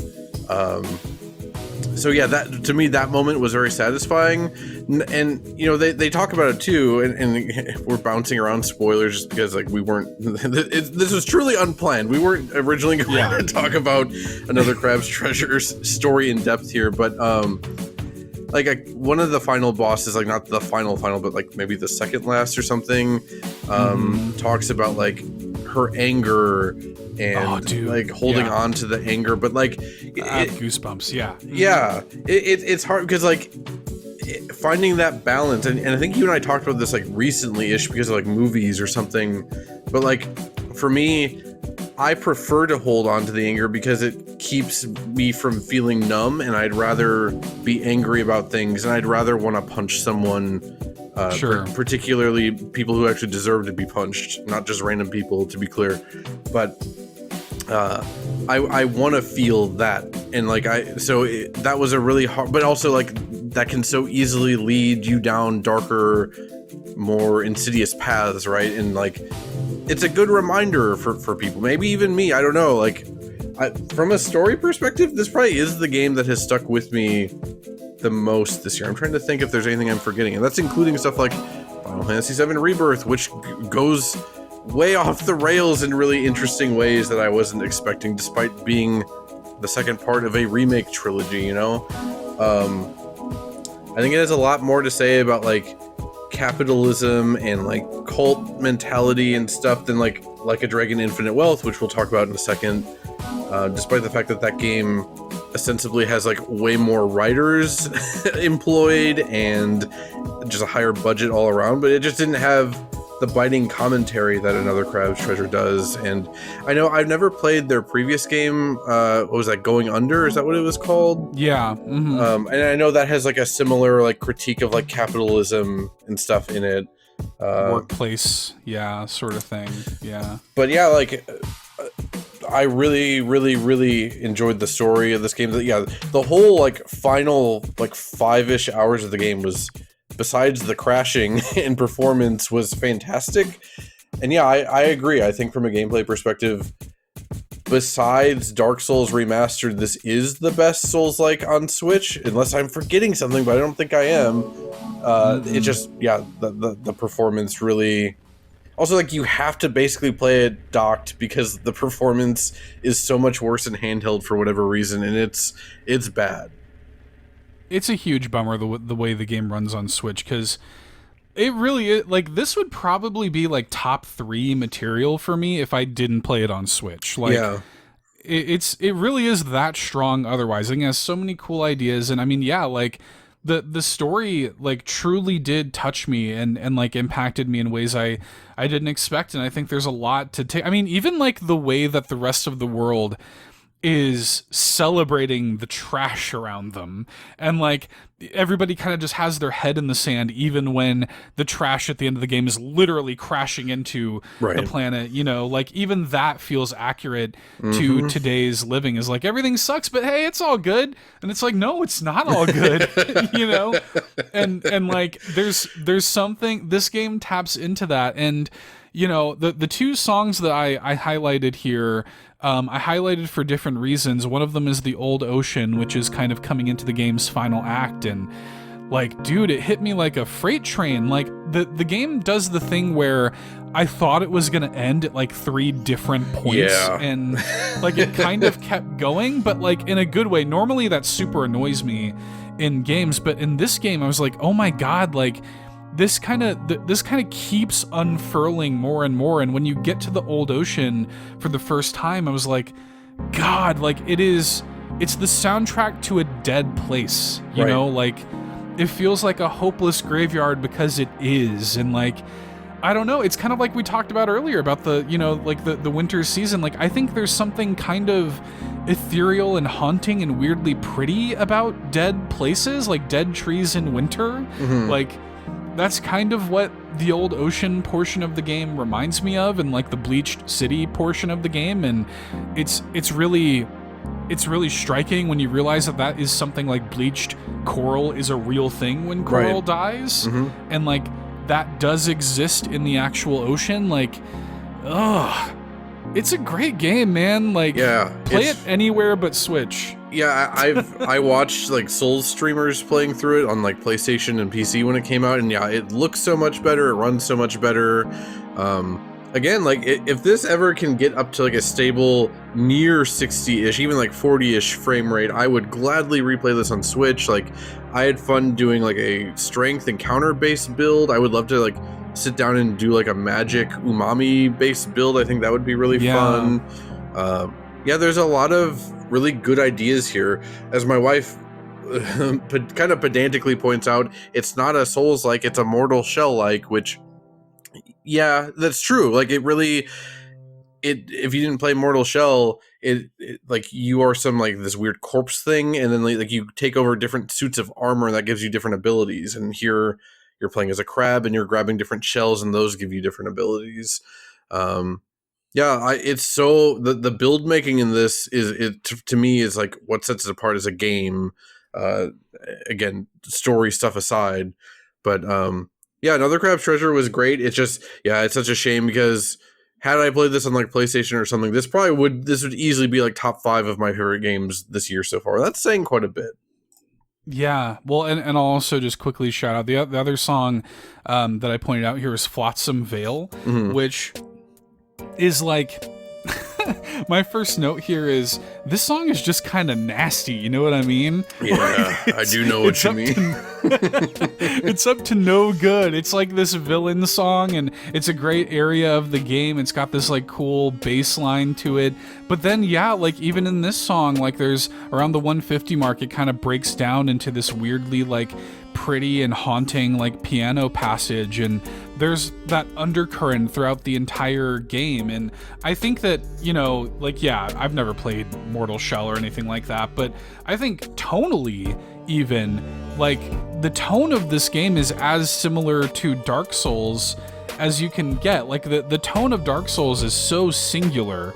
There's so few things that feel that way, that give me that sense of, like, melancholy, and this game did that. And I don't know, man. It's a special game. Just don't play it on Switch. Well, and that's also what I find interesting. Like, to me, what separates the Souls games from like a story standpoint is that Souls games are like usually not even trying to tell a story. Like, you're basically just wandering around a destroyed world and seeing the things that already happened. Right, you're seeing the results of whatever whatever caused the apocalypse. You are in the post-apocalypse of this world. Another Crab's Treasure is basically that, except that you're walking around during the apocalypse, basically, like right before and during the apocalypse. And I think that's how it taps into that melancholy feel. And like, it has this like, this veneer of like, oh, it's a cute cartoony crab game, and it's like silly, and like, it is a little funny at times, but honestly, it's not. Even then, it wasn't nearly as funny as I think like the memes would have you believe, like the Another Crab's Treasure Twitter account would have you believe. Right. Like, you can give Krill a gun, and it's funny. And I did it to re-beat the final boss after the game crashed on me. Yeah, same. I did the same thing. It was worth it because, it's really funny. He literally just has a gun. But the game is not nearly as funny as I was expecting. I think probably other people would be expecting. And it has a lot to say. And I would hope that more people than just like the weirdos like us like take those things from it, but I don't know. I've not really heard anyone talk about Another Crab's Treasure beyond like, it's the Crab Souls like. Yeah, it's the Crab Treasure game. Yeah, we have to do that spoiler cast at some point. We basically just did. It's fine. Yes, that's true. But I want to get into the weeds. Like, I want to talk about specifics, you know? Yeah, no, but yeah. we can try and do that sometime soon. That'd be fun. I guess since I brought up Like a Dragon Infinite Wealth a little bit ago, let's talk a little bit about that. If you don't know, Like a Dragon is what used to be called, or what was formerly known as the Yakuza series. This is, I just think about it. Besides Dark Souls or FromSoft games in general, this is probably my favorite non-Nintendo series of all time at this point. The series pivoted from like action RPG brawler combat to full-on turn-based RPG combat with Yakuza Like a Dragon. And now this is the 8th mainline entry in the series, Like a Dragon Infinite Wealth. I know that we probably have a mostly Nintendo audience here, and there's probably a lot of people listening to this that have never played a Yakuza game or really have interest. I will say shame on you if you have no interest. I think the Yakuza games or Like a Dragon games, they belong on Nintendo hardware at this point. Like there's so much like Nintendo DNA in these games in terms of like the playfulness and the goofiness and the silliness. It has a slightly more mature tone than you're expecting out from like a Nintendo hardware or whatever, right? But I know Sega, like in Japan, they released like Yakuza 3 or something on the Wii U, but like right. don't base your future decisions off of a Wii U port. Like, come on, like I would love to see Yakuza 0 on Switch. I think it belongs at this point. Also, selfishly, I really want like Kiryu or Majima to make it into Smash Bros. That'd be sick. That would be one of my dreams. But in terms of specifically Infinite Wealth, I'm not going to talk too much about it just because from what I know, you want to play it at some point down the road. Honestly, my wife and I actually haven't finished it because Like a Dragon has become like her game that I watch her play. Most of the time, if we're playing something like a single player game like this, she's watching me play. But she loves the series even more than I do, so I'm the one watching her play. And my wife gets distracted by other video games more easily than I do, so we just haven't finished this yet, despite the fact that it's been out since February. I will say, from a gameplay perspective, this fixed every single issue I had with Yakuza Like a Dragon in terms of like the enemies aren't as like overly tanky. It's more easy to tell like what your level should be. I think the world is more interesting.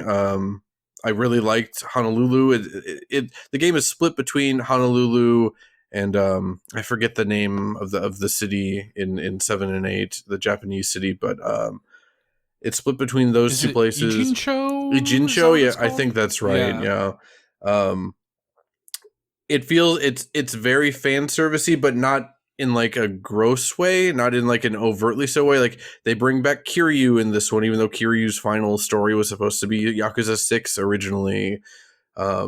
He's a full-on party member. He, at one point, the game lets you break the boundaries of a turn-based battle system, and you get to run around as Kiryu in real time while everyone else is stuck in turn-based combat, and it's incredible. The music, Defiant Charm or Blood on the Dance Floor. I can't find out what is the real name of the song. One of my favorite songs of the year. It plays. The Yakuza games have this this fascination with the idea of like homeless encampments guarding majestic underground cities.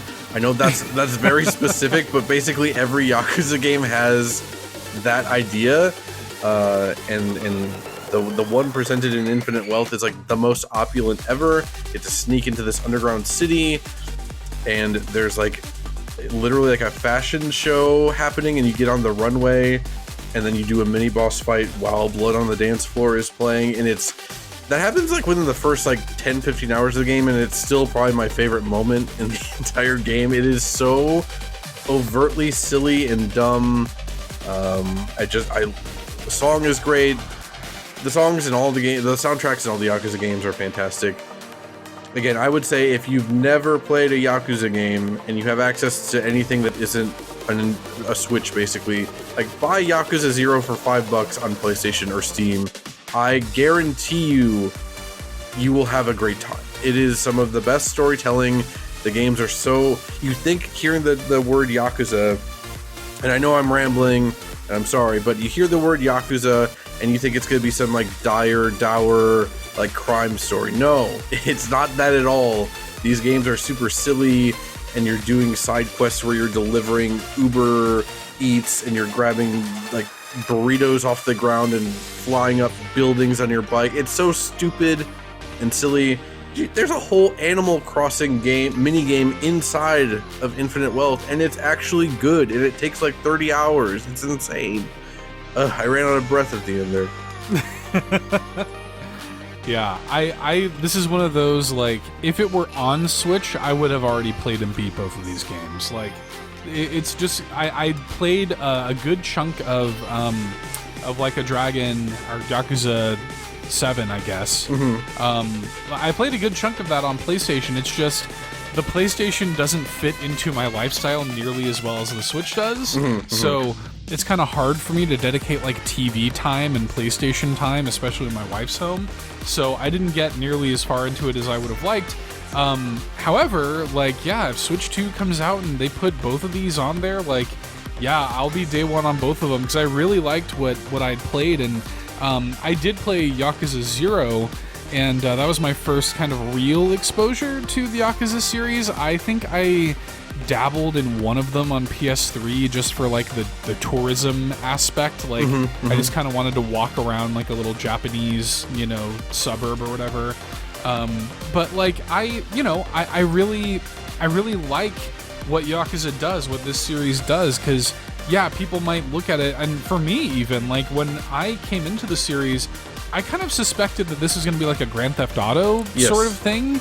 Like, what Sleeping Dogs actually is, I thought that Yakuza was going to be, and it's like really not at all. I would even go as far as to call them like almost wholesome in a way, you know, like they have like an actual like heartfelt, you know, story on the level of, I mean, like, I think I texted y'all this in the group chat when I started up Yakuza 7, like, the first like 10 minutes of Yakuza 7 is like the best J-drama you've ever watched. Right. You know, like it's like a heartfelt and well-told story with like great layered characters, and yeah, has something to say, like has political things to say, and, you know, kind of holds up a lens to your inherent biases as a person. And I don't know, like I quite like it, and I really want to play both of these. And yeah, like listening to these tracks that you picked here for the episode, this is my first time listening to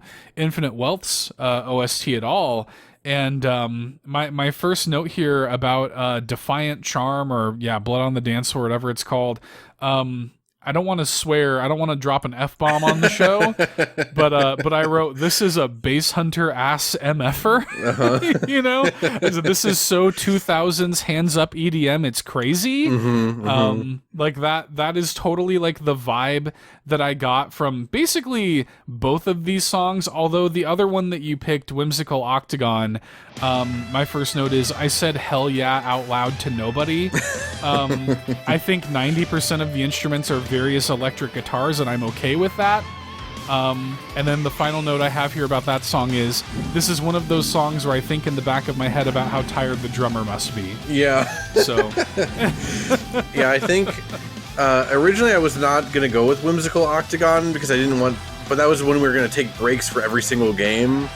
When I found out we were just going to put some of these in the background, I'm like, yeah, let's just go for Whimsical Octagon. I think that plays, there's a whole Pokemon-esque minigame in here where you capture, like, basically every normal enemy in the game, you can, like, capture, like, Pokemon and have them fight for you in its own separate battle system, like a secondary battle system. There's a whole plot line and sub-story going on with that lasts, like, 10 to 20 hours. And you can also unlock a job for Ichiban, the main character, where you fight the normal battles, like the mainline game fights, by summoning, like, just little dudes.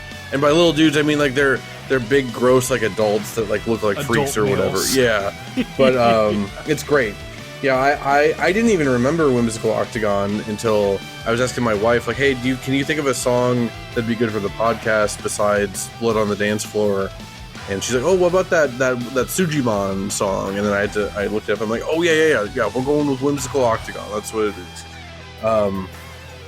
Yeah, I will say I brought this up when we talked about Yakuza Like a Dragon months ago, but yeah, specifically when it comes to their portrayal of homeless people and sex workers, like, yeah, like you said, it really made me confront my own biases in my head and made me totally like this is not an exaggeration. Like, it genuinely like changed how I think about things and made me realize that even who I consider myself pretty progressive in the grand scheme of things, that even I have a bunch of old dumb ideas in my head about stuff like that. So yeah, the Yakuza series is fantastic. I would highly recommend anyone that's never played one. Each game is like relatively standalone. I would say 7 and 8 are probably the ones that are most connected. But basically, you can play any individual game. It's like a standalone season of a TV show. Like, there are connective tissues between all of them, but you can enjoy Yakuza 0 on its own. You can enjoy Yakuza Like a Dragon on its own. Just play one of these and then join the chorus in wanting Sega to port these to Switch or Switch 2. Yeah, it makes so much sense. I hope they do that. And then, what did we have left on your side of things? I see. Yes. Yes, I see. Slayers X : Terminal Aftermath : Vengeance of the Slayer is the last one on my list. And this is the Hypnospace Outlaw boomer shooter spin-off where you play as Zane Lofton, one of the characters that canonically survives the events of Hypnospace Outlaw. And it's awesome. Like, it's a really good one of those on its own, which I think was important. Kind of similar to something like RZ or even another Crab's Treasure. Like, I think it was really important that Slayers X was not just a meme game. It's important that this game is actually good on its own merits, but also it's very funny, and also it's got a lot of the kind of like very true to life and honest human vibes that Hypnospace had, and it taps into a lot of those same feelings, particularly with the music. But it also kind of like captures that point in time extraordinarily well through the lens of this character who is kind of like eternally stuck in the 90s, even though like in the lore he's now like a dude that's kind of like sad and like in his late 30s or early 40s or whatever, still living with his mom and working at like the dollar store. You know, like it kind of has like that entire thing going on with it, and it was really cool to come into this game and kind of like not only get back into the kind of like Hypnospace world and like the characters and all of that stuff, but to hear that seepage music, man.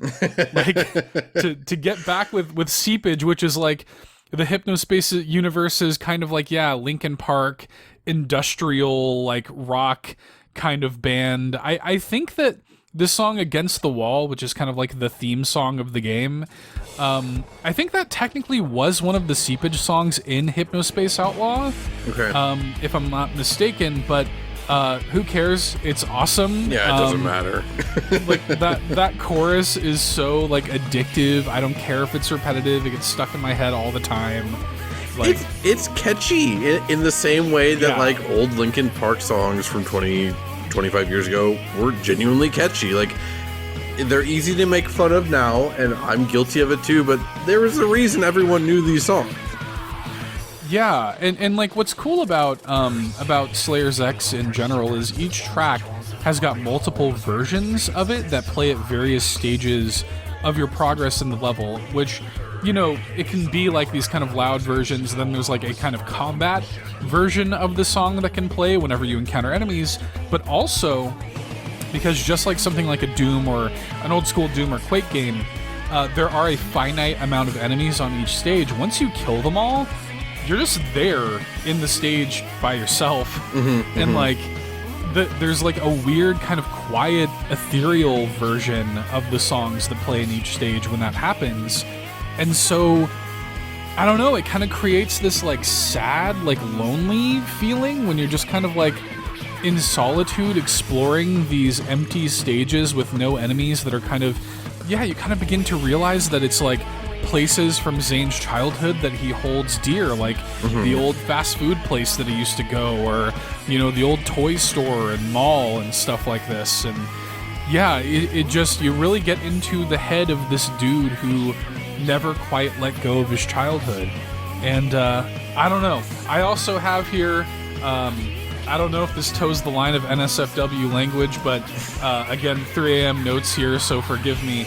I wrote in all caps and bold letters, "I'm a slut for a key change at 158 under Against the Wall." I love a key change. I am a total sucker for that. 158 mark, key change and Against the Wall where they go up an octave. It's so good. I love it when it hits. And yeah, I don't know. I quite enjoyed my time with this game. Yeah, like I love Hypnospace Outlaw and like the universe that was created around it. I'm so glad that the idea that there's a Hypnospace Outlaw spin-off that is a first-person shooter styled after like late 90s PC shooters is wild, and I never ever thought that would happen. Let alone that, yeah, it's canonically the character of Zane that made his own game. Hypnospace is just very special. I mean, again, like that's like a top 5 game of all time for me. I love everything about it. I haven't sat all the way down with this again. I played the first like 2 or 3 levels, and I like what's here. I just haven't had time to really sit with it or whatever. I do also want to shout out from a gameplay perspective that it does actually have like interesting gameplay ideas too. Like it's not just like again, like you said, like a meme game. Like there is actual like substance here beyond just like, hey, this is like stylistically funny kind of thing. The main thing I think of is you have a gun that's like a shotgun, but it uses glass shards, and the way you get more ammo is by breaking like windows and stuff and using the glass shards to fill that gun. That I know that sounds basic, but I can't think of like another shooter of that era or any era that really did something like that. And like, I know that made use of like set dressing to change the gameplay. You know, I think that's very, very interesting. And like, I don't even want to say forward thinking. It's kind of like sideways diagonal thinking, but it's kind of genius. Yeah. Well, I mean, it does a few things. Like that one gun and design decision alone does several things, because not only does it encourage the player to destroy the world, because like everything is destructible. Like if you see a little bag of chips, if you smack it with your S-blade, which is Zane's melee weapon that is in the shape of one of those cool S's that you all drew on your composition notebooks. If you smack it with that, yeah, chips are going to go everywhere. Like there's all kinds of like destructibility details in here, so it encourages the player to engage with it in that way, because, you know, you can break all of the glass in the game and, you know, and pick it up and use it as ammo. It is also kind of feeding into the vibe of Zane as this angsty teenager. I just want to go like break some glass, man. You know, like it's like totally that vibe. But also it makes a joke out of it, because it takes these glass shards and it makes them into darts for this like shotgun. And so it says glass sharts is the actual ammo name. So it even manages to make a poop joke. It's like a multifaceted sort of design implementation that's like the perfect summation of what this game is. And the music is like perfect, like, yeah, Against the Wall and plenty of like good seepage stuff. But the other song that I highlighted here is called Party Trailer, which is exactly what it sounds like. There's a psycho rave happening in the trailer park. And it is just the most like early 2000s, like GeoCities website MIDI trance. You know, it's got like this awful laugh sample that I just love. Oh my god. I don't know if it's just me. You're a big Sonic Spinball guy, right? I feel like that I'm not making that up. Yeah, I mean, I wouldn't say I'm a big Sonic, but I like Sonic Spinball. I'm yeah. saying it. I'm saying it now. You're a big Sonic Spinball guy. Okay. This song really reminded me of Sonic Spinball for some reason. I think Sure. because Sonic Spinball, in a lot of ways, has like one of the worst soundtracks I've ever heard from like a mainline, like first party like game console game. But I like it. Like it's not like awful. It's just like the sounds used are weird and like abrasive is the best word I can think of to use. And yeah, Party Trailer is like abrasive and dumb, but again in like a self-aware and good way. And yeah, I think that evil laughing sample, it sort of reminded me of like Dr. Robotnik as well. So Dude, I think it's so good. I think it all just lends itself. It all just sounds like a Sonic Spinball song to me.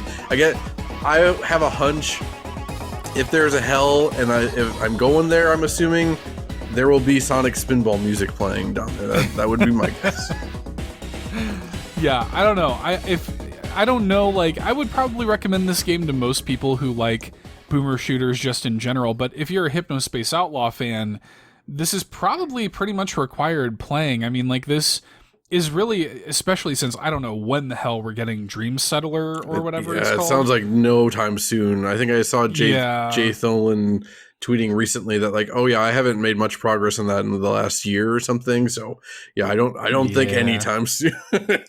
Me either. So this is kind of like the closest little like dose of Hypnospace Outlaw that you can get. And yeah, man, I don't know. I quite enjoyed it. It's pretty good. It's not like Hypnospace Outlaw like Nirvana levels, because I'm with you. It's one of my favorite games of all time.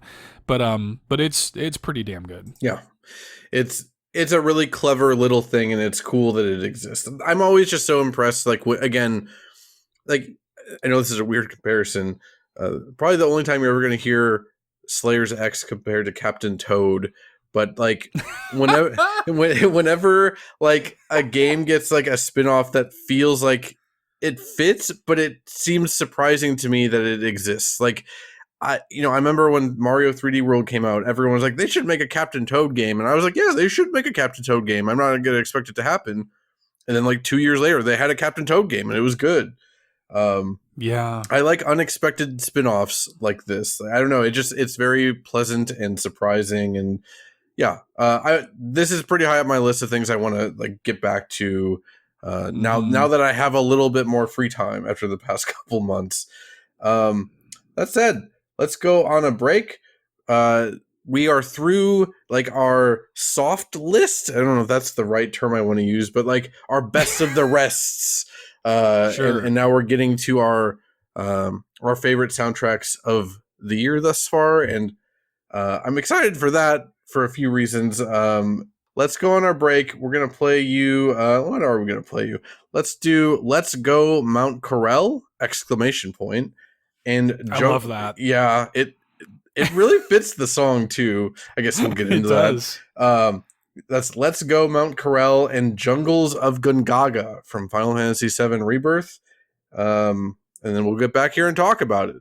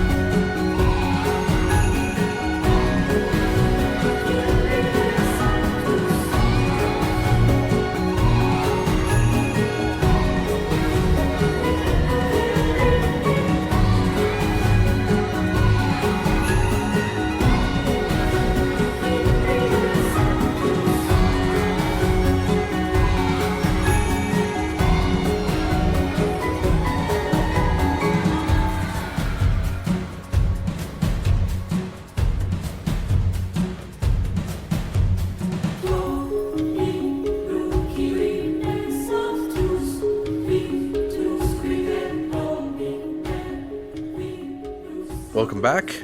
That was Let's Go Mount Corel and Jungles of Gungaga from Final Fantasy VII Rebirth. The word Gungaga is really fun to say. I'm glad that they... I'm glad that... Okay, hang on. My first note is about that. Is I love the title of this song, and then my second note is I'm Gungaga for the title of this song. That's good.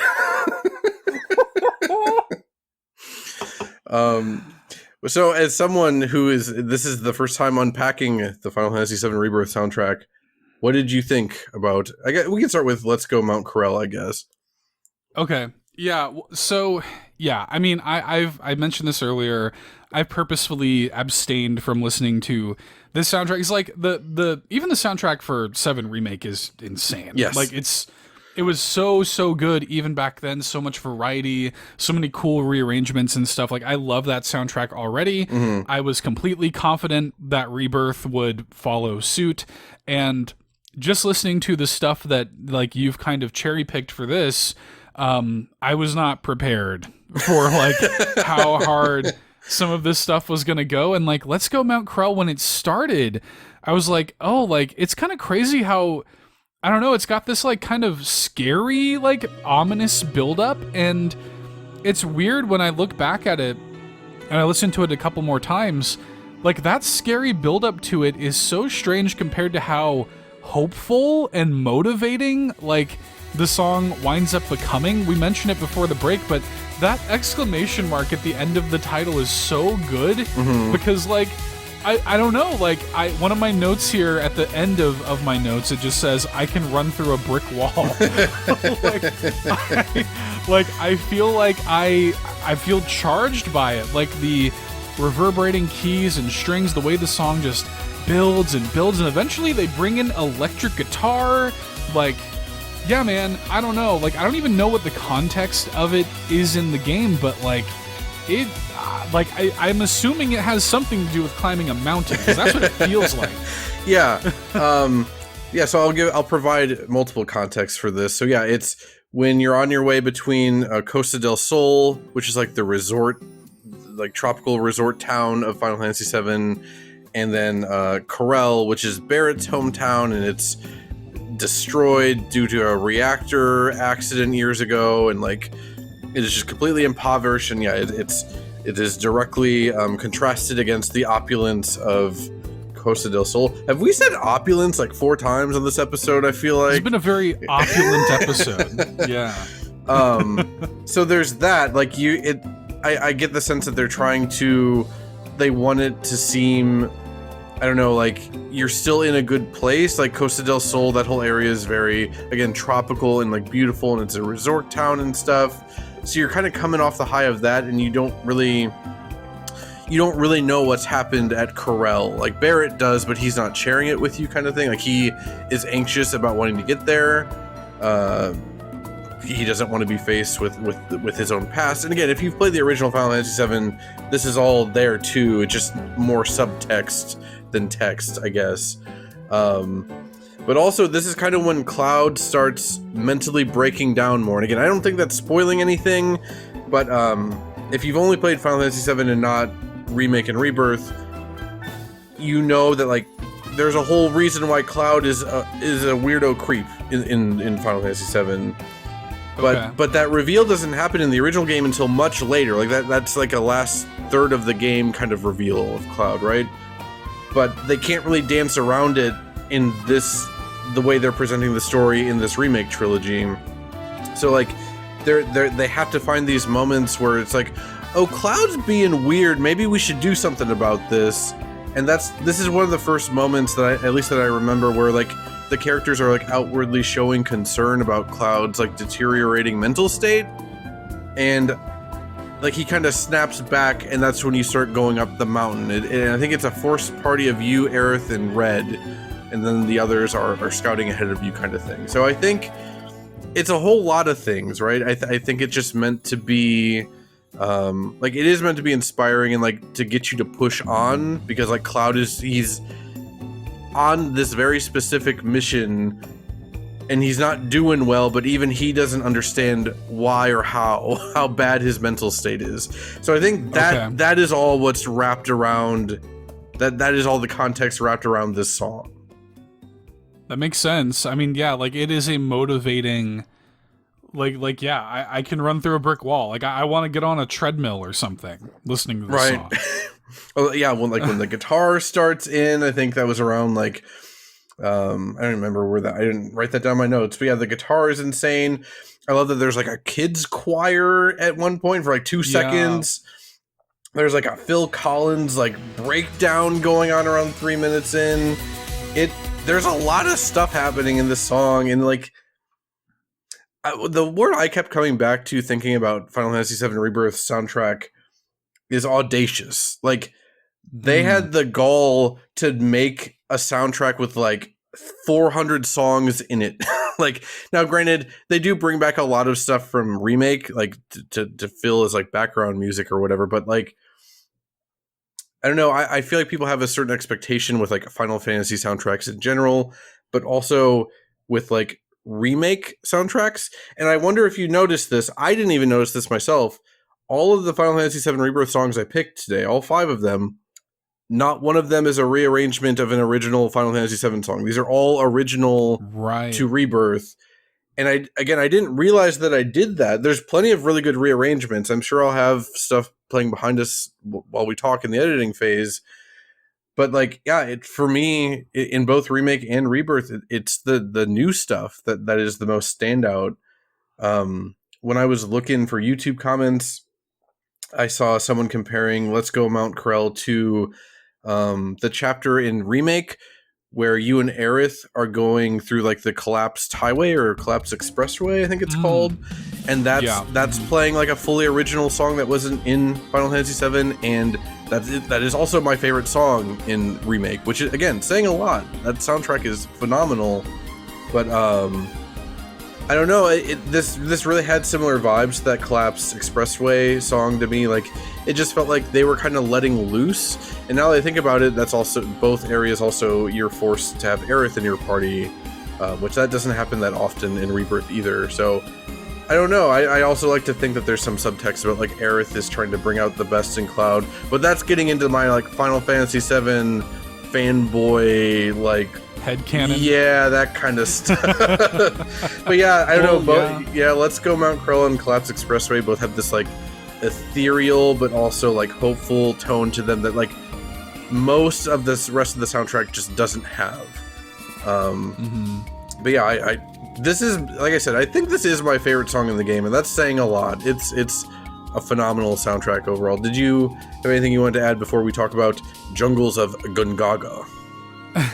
Well, I think that one thing that I've noticed just, you know, kind of on my first brush with this soundtrack properly is that it feels uncompromised, right? Like, I love it when, you know, some of my favorite video game soundtracks are like this. Like, I think of something like Kid Icarus Uprising, which we talked about last week, also feels uncompromised. Like, the raw amount of work from very talented musicians that are allowed to just let their freak flag fly, you know, like with this music, I think you get really special stuff when that happens. Like, and I think you see it in the amount of work too. You know, I would be very surprised if Square Enix had a mandate come down that said, hey, thou shalt make hundreds of songs for this soundtrack. Right. My hunch is that the people just had so much damn fun making it that they just produced this much work. You look at, you know, like Xenoblade Chronicles 3's soundtrack is another example. That soundtrack has like 200 songs in it or something.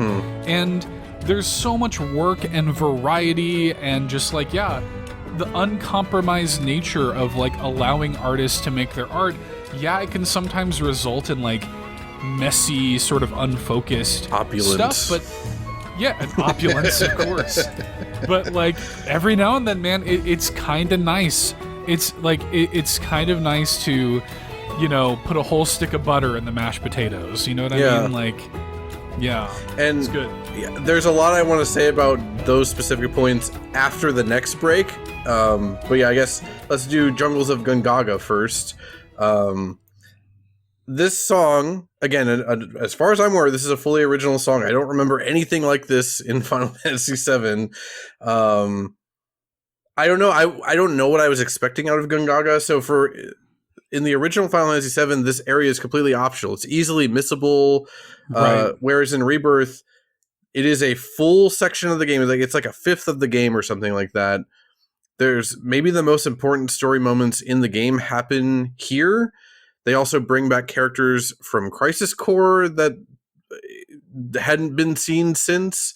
Yeah, I don't know. I wasn't expecting like Space Lion from Cowboy Bebop vibes like at all, but like the children chanting with like a tribal vibe going on. Yeah. I genuinely get emotional like when the chanting and the instrumentation like really come together around like 146. Like the first time I got to this region and the music was playing, I know this is like something a lot of people say, like, oh, I stopped just to listen to the music, but like truly I did. Like I just set the controller down and I was like, damn, this is video game music to me. Yeah. Well, and it also has like, it's got that tribal, the choral elements of it.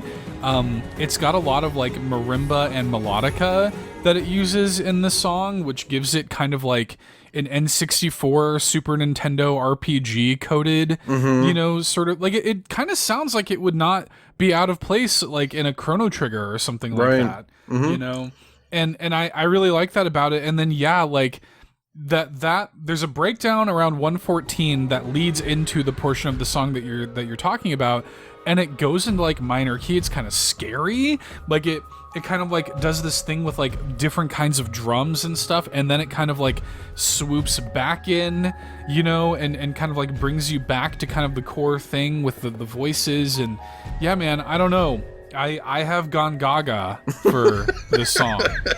Gungaga for Gungaga.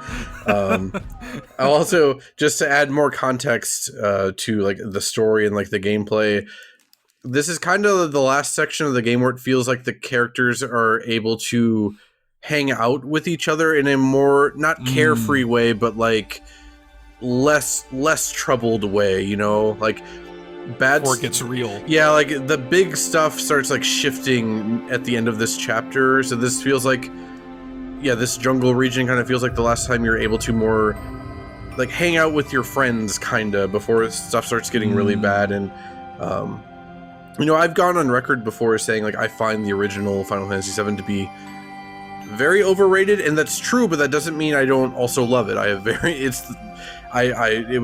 It was one of the first games I remember seeing like actual advertisements for. This was like the main game I wanted for Christmas in 1997, even though I didn't know what it was.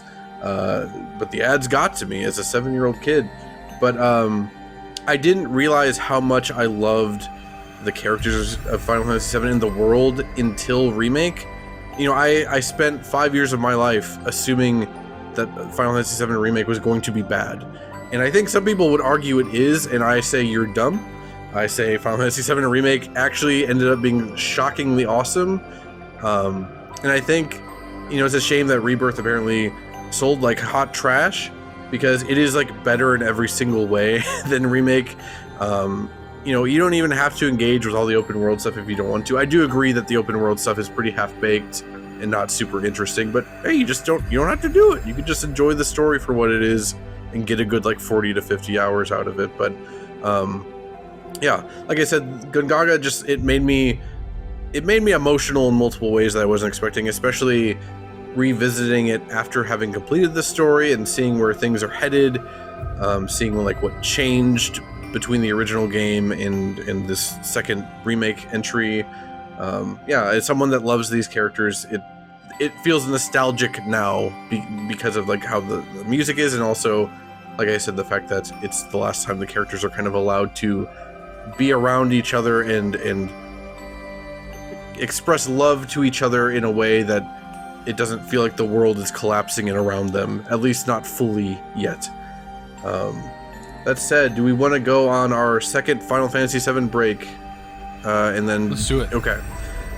Let's give you then the songs of the soundtrack, the best songs. That's going to be Bow Wow Wow / Salmon's theme, and then Bow Wow Wow / Salmon's Theme battle version. So I can't wait. yeah, I can't wait either. So let's go on that break, and we will be right back.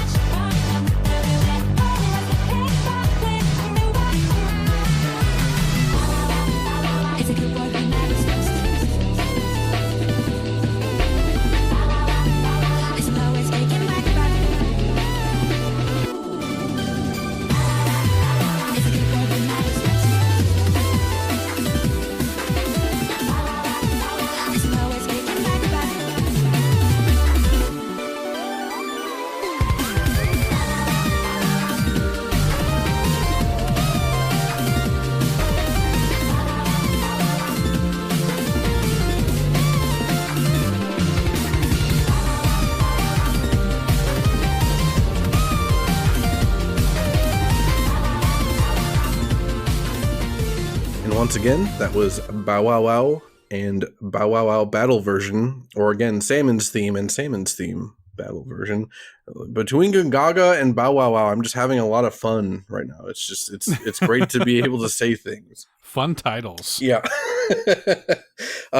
What did you think? And again, for anyone that's confused right now, I will explain the context, but I want to hear what Seth had to say about the Bow Wow Wows. Okay, so here's the deal.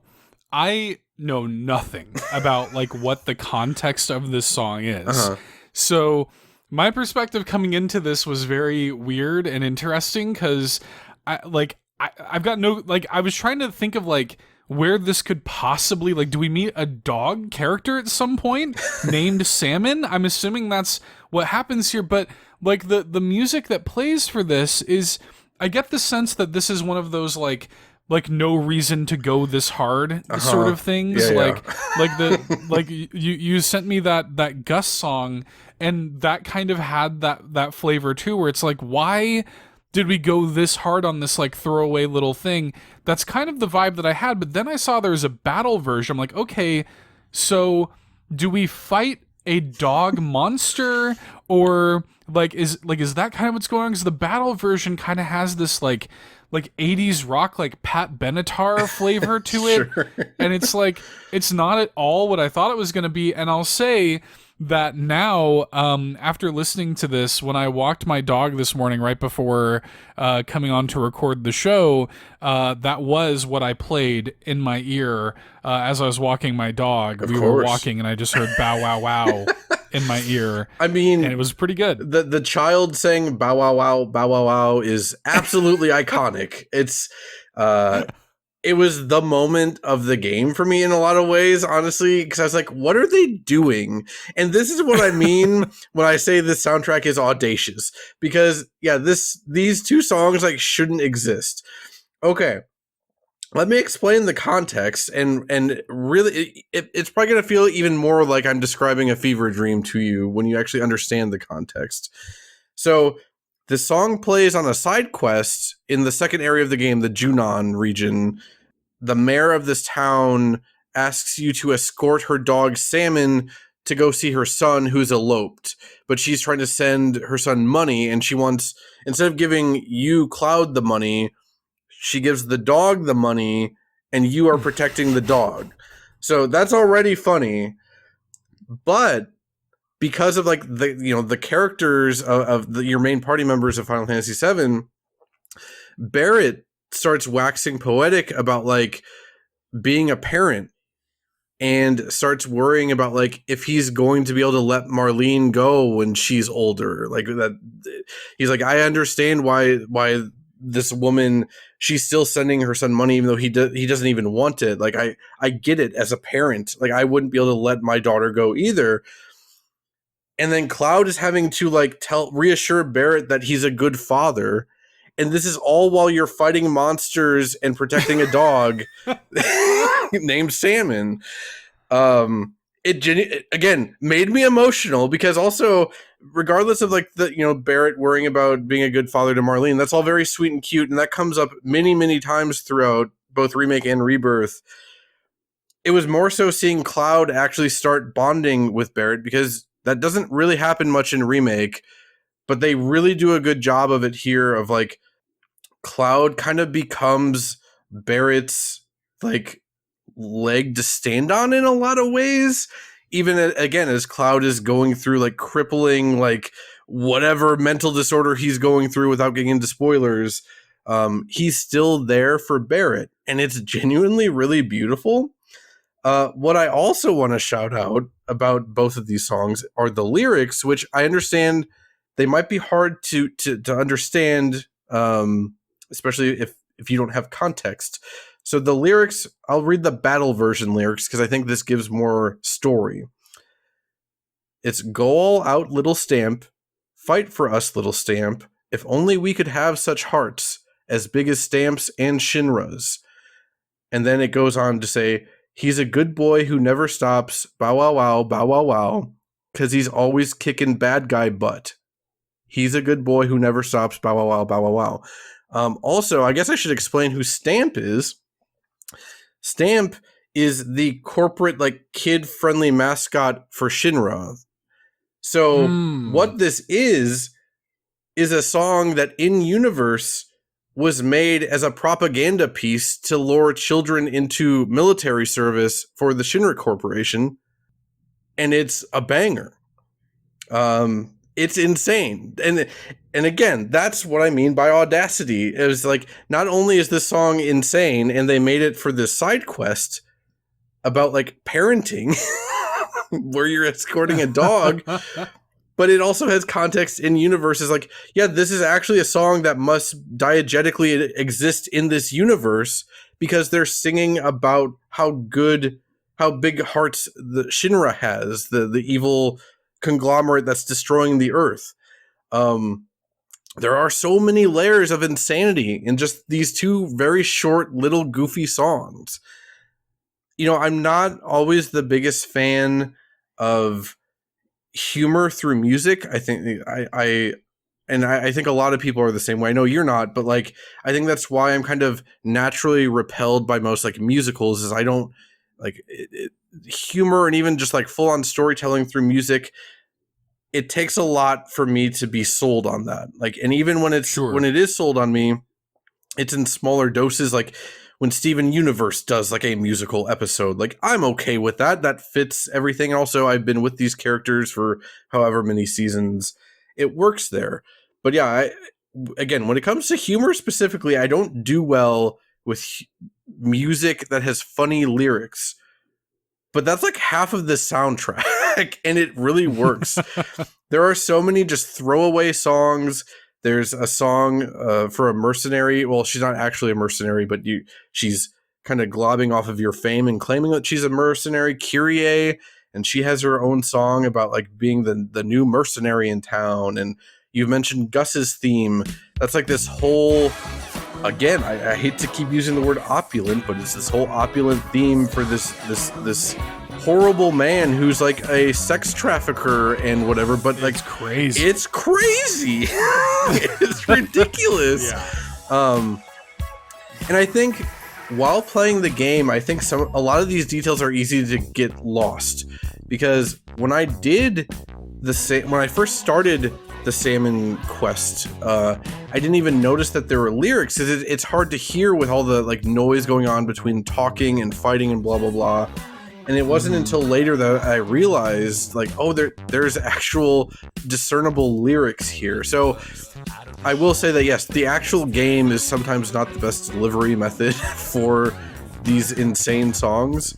But yeah, I don't know. When you notice they're there, you can't unnotice them. And it really, I don't know, it's mind-blowing how much love and attention to detail was poured into every facet of this game in general, but especially the soundtrack. It is something else. It takes what Remake did and, like, quadruples it, and that's not even really an exaggeration. Yeah, it's pretty crazy, even just, like, the cursory, glance that I've sort of taken with it. It's yeah, I don't know. I'm really impressed by the willingness to go there and to do, I mean, yeah, everything you just said. Yeah, bow wow wow, man. That's gonna be my new dog walking companion song, I think. And I want to emphasize too that, like, the rearrangements of old Final Fantasy songs are fantastic.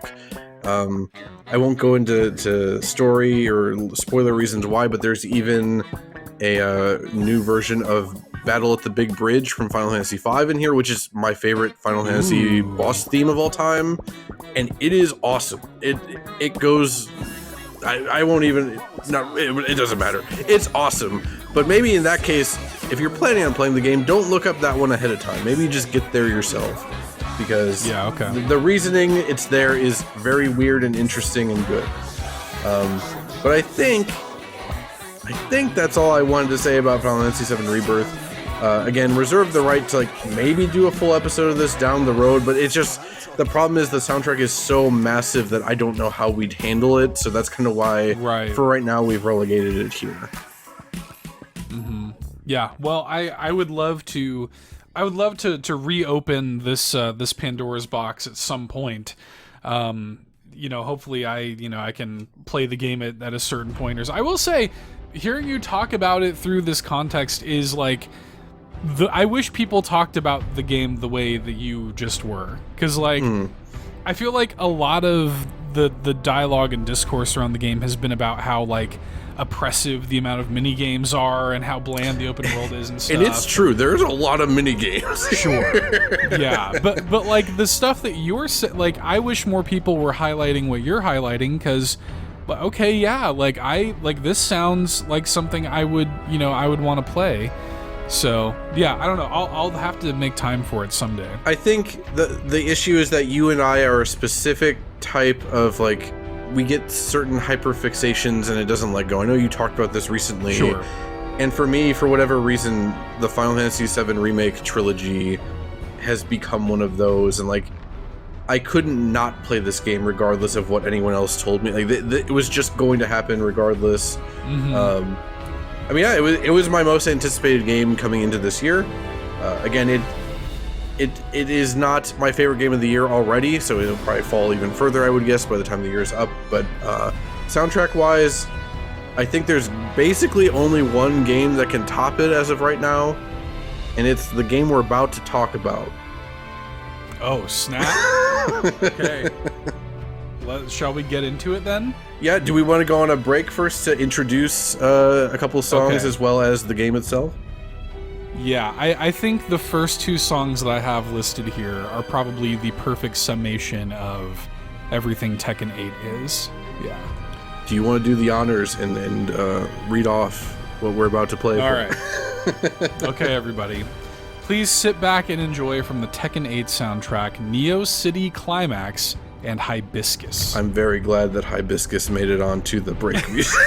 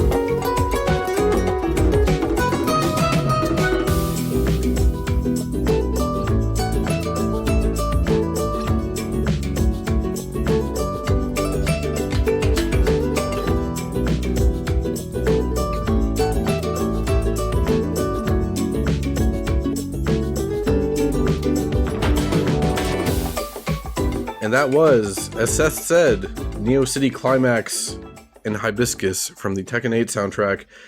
I think Hibiscus might be my favorite song that I've heard this year from a video game. Yeah, dude. It's so damn good. I gotta say, like, Hibiscus is the one, and okay, let me back up a little bit. So, I've not played Tekken 8. I, like, other than getting my ass whooped by my little brother at his birthday party, he had Tekken 8 on his PC, he got a fight stick, and I was like, oh, hey, I really want to play Tekken 8. It's the kind of thing where, like I already mentioned earlier, the PlayStation doesn't super fit into my lifestyle too much, even though I have one. I also know how I am, like, with fighting games. I'll play it for probably, like, a month, optimistically, and I'll have nobody to play it with, and then I'll fall off of it. You know what I mean? So, like, I don't want to spend $70 US on it. Right. I'll grab it on a sale. Like, the minute that goes down to, like, 30 or 40 bucks, I'll snatch it up in a heartbeat, because I've been listening to this soundtrack every day for the past, like, 2 months or something. Basically, since it came out, it kind of by default had to be my favorite soundtrack of the year. It is so varied. There's so much going on with it. It is so peak to me. And yeah, Hibiscus is like an instant classic. Like, that's the best way I can describe it. Hibiscus to me is the most summery song this side of Delfino Plaza. Like, it genuinely feels like it is immediately in the pantheon. From the moment I first heard it, is immediately in the pantheon of some of my favorite video game music of all time.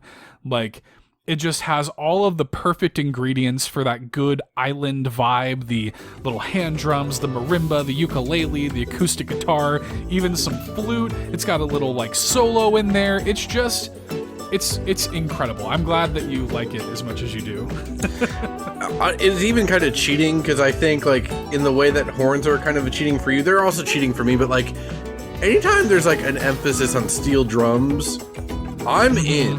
Like, it doesn't really take any more than that for me to be excited about a video game song, or even just a song in general. Yeah, well, it's just got something that Tekken 8's soundtrack in general does so well. And I've tried to highlight it quite a lot with the songs that I've picked for this. Like, it's true of basically all of the songs, but, like, they all have such a strong sense of melody. Like, that little core thing with Hibiscus, that core melody of that song is so strong and hooky, in the same way that, like, Delfino Plaza, that little do-do-do-do-do-do, you know, the way that kind of just worms into your head. Like, Hibiscus is the same thing. Do-do-do, it's like perfect. Like, it's absolute peak. And I think that they've completely nailed whatever that vibe is. And I don't even know what the context of Hibiscus is in the game. I don't know where it appears. I'm assuming it's not a battle theme or a stage theme, you know. I do know some context for some of the tracks in the game. Like, I know, we can talk about Be Stylish in a second. Like, I know that's the customization menu song. I have no damn clue where Hibiscus appears in the game, but I'm so glad it's in there. Yeah. It's funny. I guess this is kind of where it fits here, I guess. Like, I want to talk about, like, Tekken music in general real quick. Like, we're not going to spend an hour on it, but, like, I just want to say that I think basically from its inception, I think Tekken has had, like, some of the most consistently fantastic soundtracks, like, in all of video games. I think Tekken 2 was, like, one of the first 5 songs I wrote down in terms of, like, games I want to get to do a bit harmony episode on at some point. Yeah. And yet the variety of Tekken music is just insane. And yeah, Hibiscus is, like, the perfect example of that, because I literally can't imagine where you hear this. I assume it's some kind of menu, but who knows? Maybe it is a battle theme. I have no idea. Like, I think of it's also in Smash, but the yodeling theme, I forget what it's called, Yodeling Hill or something, from, like, 6 or 7. That's insane. It's a yodeling fight theme, and it's fantastic. It's genuinely good. Like, yodeling is probably one of the corners of music that I haven't really explored at all, aside from that Tekken song, and it's great. I realize it's not like a traditional yodeling song, to be clear, but it is a yodeling theme. I think you'd sent this to me before because for one, I noticed when I went to go save it on my video game music playlist, it was already saved, and I just somehow forgot about it. But I don't think I'll ever forget about it again. I guess I was probably listening to it not with headphones last time, whereas this time I was giving it my full attention. I'm like, oh, yeah, I think I just heard the best video game song of 2024.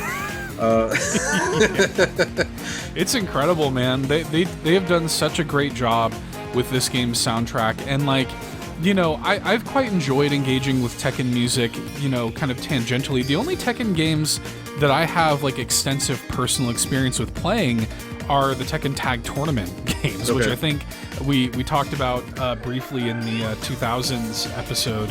I got that game for PS2 when we got our PS2, and I loved it, but like Tekken and I have just never reconvened really until now, and the soundtrack is so good that it makes me want to play the game. Like, despite my, you know, my misgivings with anything else, like, I genuinely want to play the game, and I've gotten to the point where now, not only do I listen to the soundtrack on a basically daily basis, I've gotten into the habit of watching competitive Tekken play and Twitch streamers playing Tekken, and like, it is an insanely fun game to watch people play. Like, Tekken is so much fun. Like, it's in a way that, you know, and I like watching competitive fighting games being played anyways at a high level, but there's something about Tekken that just, like, it feels grounded and over the top at the same time. Go ahead. I was just gonna say, I think what it is just, even though it's very flashy, it's easy to understand what's happening. Like, it's not as like meter focused as something like Street Fighter 6, which again, I think Street Fighter 6 is a blast to watch competitively, but like, it's pretty easy to see like what's happening and understand from a more casual perspective of like, oh yeah, that high kick reached him and then he knocked him into a corner and then he juggled him in the air. Like, it makes more sense to me than watching like basically any other fighting game, at least at a high level of play. I'm glad you brought that all up. I had it as a note under a different song, but I can use it anywhere. Yeah, like, y'all haven't lived until you watch like a competitive King player like grapple someone to death in Tekken. It's so good. I forget his name. I linked him to you before, like Majin. I remember, yeah. Majin something. He's like one of the best King players in the world. Love it. Is it Majin Phil or something like that? Is that what it is? I think Majin Phil's like a weird streamer dude, but I think this. I don't know. I'll have to look it up maybe on a break or something. But yeah, as a reminder, Evo 2024 is taking place in like 3 weeks. I think it's on July 19th through the 21st, and Tekken 8 this could be the first Evo Tekken 8 is at. So, if you've ever been interested in watching professional like high level fighting games, this is the place to do it in general. But like, I fell in love watching fighting games in a more serious capacity because of watching Tekken 7 like 5 years ago or whatever at Evo. It is, again, we've said it already, it is the most fun fighting game to watch in my opinion. Regardless of what I think about like the game or whatever, it is so much fun to watch. It is so stylish and over the top, and a big part of that's like the character designs. I think Tekken, while maybe not as consistent in its character designs as like Street Fighter, when they nail it, they nail it, right? Like, it's incredible. So yeah, again, that is a reminder to watch Evo July 19th through the 21st. Like, if you're free at all that weekend, even just for like 40 minutes, just turn on the Tekken 8 stream that'll be going on, and you will have a blast, I promise. I'll be watching that for sure. I mean, it was even, like I said, I just played with my brother for like an hour and a half or something, and like, even just like, yeah, Tekken just has this great balance of looking at like well-rendered anime people or whatever, but like also this dude turns into like a demon with like bat wings and whatever, and one of the people is a bear with a headband on, you know, like that attacks, like his ultimate is like hitting you with a fish, like hitting you as like a home run with a fish. Like, I think the lore of Kuma is that he's trained by Heihachi, so that's why he's so good at fighting. Heihachi trained a pet bear to fight for him. I mean, it's sick. It's so good. There's a donkey video of him just playing as Kuma online, and it's very funny. I'll link it to you after the show, but yeah, It's very, very good. Oh yeah, we didn't even say anything about Neo City Climax, which is funny because it's amazing too. It's just a completely different vibe.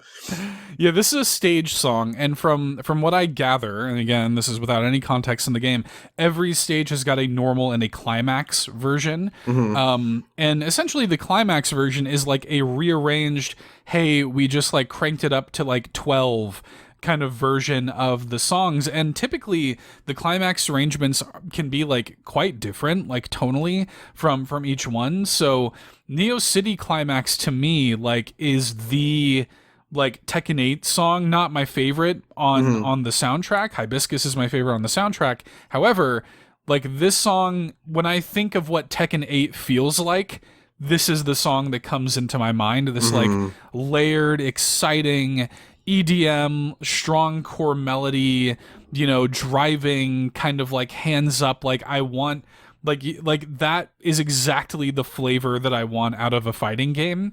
And I don't know, like the climax version of this song in particular, to me, just like it just feels like Tekken. Like it just feels perfect.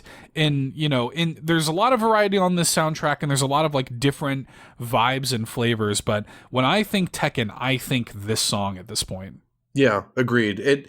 What it reminds me of is like in an anime when like a character's being beaten and then he gets like a Zenkai power boost or the power of friendship, and then he just starts wailing on the dude. Like that's what this song is.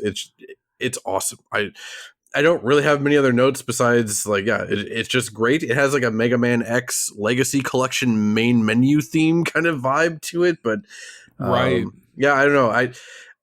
I've loved Tekken music since I played Tekken 2 as a kid. It has always held a special place in my heart, even though I've barely played any of them. I think I've literally only played Tekken 2 and Tekken 7. And yeah, like you, I also want to play Tekken 8 at some point. It's just, I don't want to pay full price for it when I know that like no one will ever play with me kind of thing. I'm the same way. I'm not going to pay $70 to play it, you know, for a month and then never play it again. I will say I bought Tekken 7 shortly after whatever Evo I watched a few years ago. That was, again, probably 2018 or 2019. Got it on sale just to play the story mode, and it was worth it at that price just for the story mode. Like it was genuinely a lot of fun. So I think you'll enjoy it when you get the chance to check it out. What were the other two songs that we wanted to have, I guess, our final break for? Okay, final break. Let's do Twilight Party Cruise Normal and Be Stylish for the final break. That's funny because these are probably like my four favorite songs on that you picked out. So yeah, I'm totally okay with that. Go ahead and do the honors for us one more time. All right, so we're going to go on a break. We're going to listen to Twilight Party Cruise Normal and Be Stylish. We'll be right back.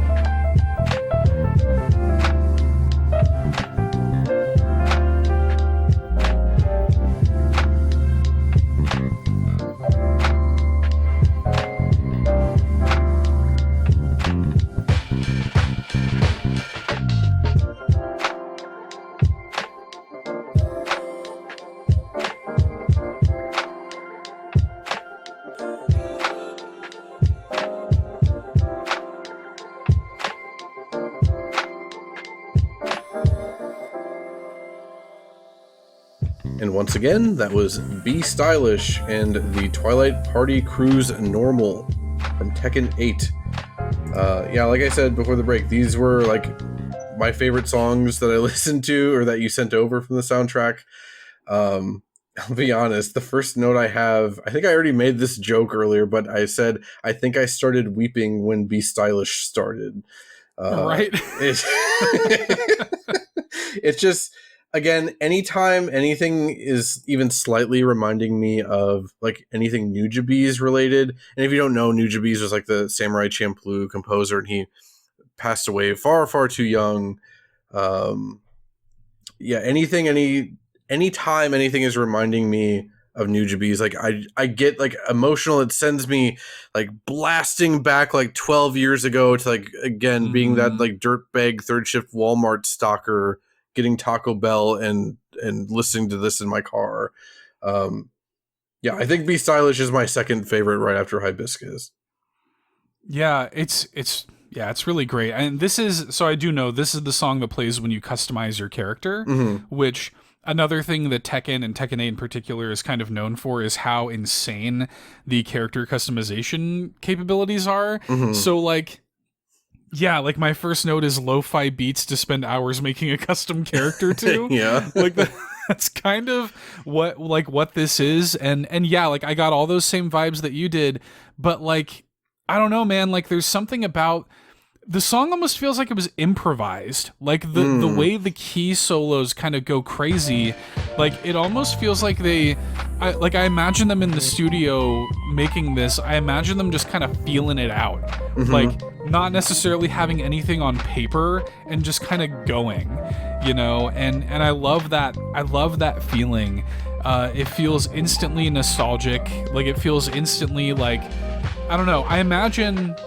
This is something I do a lot. I think about like what it must be like being a kid playing modern games and like kind of like create like if I were a kid playing Tekken 8, like it's the kind of thing where 30 years from now I would look back and get like wispy, you know, kind of like thinking about like a song like this, you know, in the same way that I think about, you know, whatever Final Fantasy or Zelda music or whatever today. Yeah, I don't know, like just.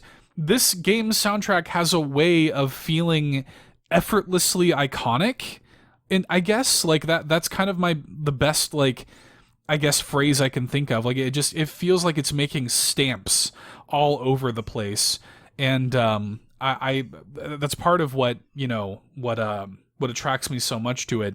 My notes on Twilight Party Cruise Normal are probably my most unhinged. Okay.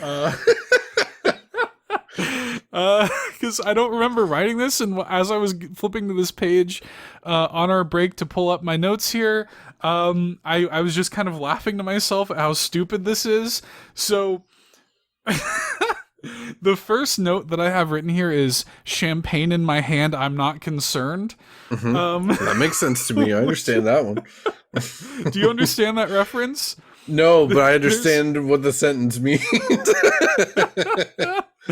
There's a Steven Universe meme it's a song that Dee Dee Magno Hall, the voice actress of Pearl, was on years ago before she was like a backup singer for like a hip hop group, and people found it, and there's a clip of her singing like round and round, let the city turn, we can party in the hills, we can party in the burbs, roofs on fire, let it burn, champagne in my hand, I'm not concerned, and it's like Okay. Pearl saying that. Round and round, let the city turn, party in the hills, we can party in the burbs, roof on fire, let it burn, champagne in my hand, I'm not concerned. And like, for some reason, when I hear this song, that's the first thing that came into my mind at 3 a.m. is champagne in my hand, I'm not concerned. There's just something about it. It's like this, like, it's a mix of like funky EDM, but also like classy party boat yacht, you know, like Right. the intro of Bayonetta 3 where like everyone's just minding their own business on a fancy yacht party, and then all of a sudden demons are everywhere. Like, that's what this song is. It's awesome. Yeah, it's funny. I think the reason I keep saying opulent this episode is because in these notes I wrote, and this is like earlier this morning, that this song kind of exudes both opulence and griminess at the same time. So I think that's the origin, the opulence origin story of today's episode. The opulency. But yeah, I think it's interesting because, you know, I think inherently people kind of view those as like completely separate things on the spectrum. Whatever the opulence griminess spectrum is, those are on different ends. But to me, I kind of view rich people as garbage anyway. So it actually like totally fits. Like, yeah, stop worshiping Elon Musk. He's a bigger idiot than I am. Like, it's fine. I'm not even like, we don't need to get into it, but yeah, it's just like, it's okay that he's stupid. I mean, not exactly okay, but it's okay to acknowledge that he's stupid. Like, it's fine. Rich people are dumb. That's all there is to it. But yeah, I really like this song a lot. It actually reminded me a lot of, I think it's like the 3rd or 4th level of Streets of Rage 4, which also takes place on a ship, though in that case it's like an industrial shipping kind of thing. I guess it's just kind of like the general like dubstep. Do people even use the word dubstep anymore? I feel like that's fallen out of favor. But yeah, it like the general like wubbiness and the up and downness of it. That's what it reminds me of when it comes to the Streets of Rage 4 comparison. But yeah, I don't know. I guess this is kind of the one I have the least amount of notes on, but it's just because like I liked it so much, I didn't really have that much to say about it beyond that opulence and griminess comment. Yeah, and we don't have to spend a ton of time on these, but the kind of 1-2 punch of Dive Into the Arcade and Game Changer on the soundtrack are also awesome. I think there is like a sort of like arcade ladder mode in the game where these play, and I don't know if you listened to these, but yeah, I did. they have like classic Namco game samples in them, which I heard is Pac-Man awesome. and Mappy at least. I couldn't tell where all of them were Galaga's from. in there too. Galaga's in there too. And it's like in both of those songs they make those references, and they both kind of remind me of that like trance music that I would listen to. Like back in the day, I would just play WoW brainlessly for like 14 hours and just like listen to trance music while having the game's music down. I don't know. Like I feel like these two songs are kind of companion pieces to each other, and they're both very good. I really liked Dive Into the Arcade in particular. Like, no real notes on it. I think the only note I really wrote down was the song makes me want to go to an arcade in Tokyo and get beaten in Tekken 8 like a sick dog. Yeah, totally. Yeah, and it's funny because the last song that I cherry picked for this is Volcanic Bomb Climax, which is another stage song. And it's funny because you mentioned this with Neo City Climax.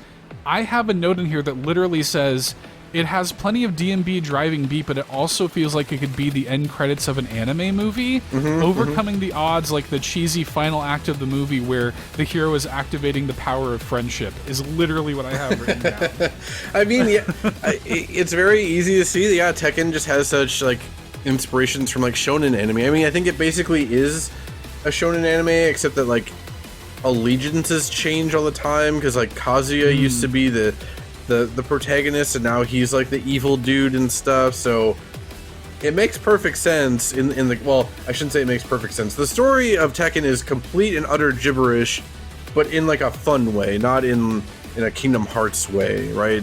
Like they're not trying to do too much beyond tell a dumb story, and they do it pretty well. Yeah, I'm excited to finally one day actually play this game and have context for all of these songs. But in the meantime, like I said earlier, like I have listened to this soundtrack every day basically since the game came out, and it has been my kind of video game music mainstay this year, and I like it kind of by default has to be my favorite soundtrack of the year. Yeah, like I said, I'm pretty close to, with Hibiscus and Be Stylish alone, I'm pretty close to being like, yeah, this might be my favorite game soundtrack of the year too. I don't know. It's excellent. It's fantastic. And again, highly encourage anyone, go listen to just Tekken music in general. I can't speak to all of them, but I can tell you that Tekken 2 has an incredible, like, late 90s, like, I know techno isn't like a real genre, but you know what I mean when I say techno, and that's what that soundtrack is. Mm-hmm. Yeah, it's great, man. Oh, yeah. I'm gonna listen to it after we get done recording. Yeah, I'm probably gonna listen to it while I go pick my wife up in this stormy weather in a little bit. I'll need Hamburg City Climax over here, I guess. Are we ready to get to the YouTube comment oversharing corner?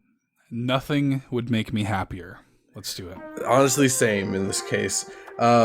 As a reminder, this is the section of the show where we read off any funny or memorable or interesting or downright insane comments that we stumbled across while grabbing songs for this episode. I didn't find too many. I think I only found 2, which I was kind of surprised by, but I didn't really find much super interesting in like the Final Fantasy VII Rebirth stuff. But I think maybe we each have 2, so I guess we could just I think so. We split these up. Do you want to do one of yours first? Sure, yeah, I'm excited to talk about this. YouTube user the legendary Catman79, which I assume is their birth year. When you put 79, I assume they were born in 1979. Mm-hmm. I mean, who knows? But they commented 3 weeks ago on Neo City Climax, just simply love this climax, which is already kind of funny on its own, but I had to look at the dude's YouTube channel because his avatar is like this weird, like AI art generated looking cat, like plane pilot with like goggles, like aviator goggles. And it's very clearly AI art generated. Like it just looks bad and gross. And his channel is just full of video game music shitposts. Like that's the entire channel. Like it's just taking video game, and it's like when the blank hits, like when the insert video game music here hits, that's his whole channel, and there are dozens of them, and that's like his entire thing. So here's to you, the legendary Catman79. Yeah, legendary Catman indeed. He's been immortalized in this podcast now, so yeah. Speaking of like when the blank hits or whatever, one of my comments I found was YouTube user Taros the Void commented on Against the Wall 9 months ago in all caps, when the S-Blade has a hack blood charge, which normally I don't always go for the Winda because like they're usually pretty easy jokes to make, even if I do find them funny most of the time. This one is just good because it just is complete gibberish, even to someone that knows what they're talking about. When the S-Blood has a hack blood charge is a very stupid sentence, but he's right. That is indeed when the S-Blade has a hack blood charge. Yeah, because that is a saying. It's one of my favorite sayings in modern video games. Is the S-Blade has a hack blood charge? Because like you kill psychos and they drop hack blood, which powers up your S-Blade and allows it to become a ranged weapon versus just a standard melee weapon. And when that happens, Zane's like, the S-Blade has a hack blood charge. It's so good. Really good. Okay, well, YouTube user Friendly Frankenstein, which is a great username, commented 1 month ago on The Old Ocean. This is from the Another Crab's Treasure OST, and they just say, the bright light, the reveal, the words of the ancient, this ephemeral, almost worn music, the shells, the broken shells, my god, the broken shells. and you realize how clean it all is. Clean and suspended in eternal ... not life. Surely not any life worth living. And yeah, they said it. Yeah, it's funny. We got so sidetracked while talking about that whole area of the game, just another Crab's Treasure in general. I was gonna say something earlier about like, yeah, that area is beautiful. Like, even though it is all dead coral and like it should be like even like disgusting in a way, but like it is beautiful, even though yeah, it is literally like a monument to dead things. And yeah, Friendly Frankenstein got it right. It's pretty good. Yeah, they nailed it. It's a good game. It's a pretty good game. At least not on Switch. It's still fine on Switch. Just watch out for those crashes during the final boss. For our last YouTube comment, or is it the last YouTube comment? YouTube user Black Room Rob 4205 commented 3 months ago on a Bow Wow Wow / Samon's theme. Square, you're escorting a dog from point A to point B. The music doesn't need to get too Suzuki and Hamauzu puts fingers to Square's lips. Shh. Oh baby, just you shut your mouth. That's pretty good. It reminds me of those, like, I think a lot of people like kind of made memes and said stuff like that about Grant Kirkhope and the GoldenEye pause music, that sort of thing. Yeah.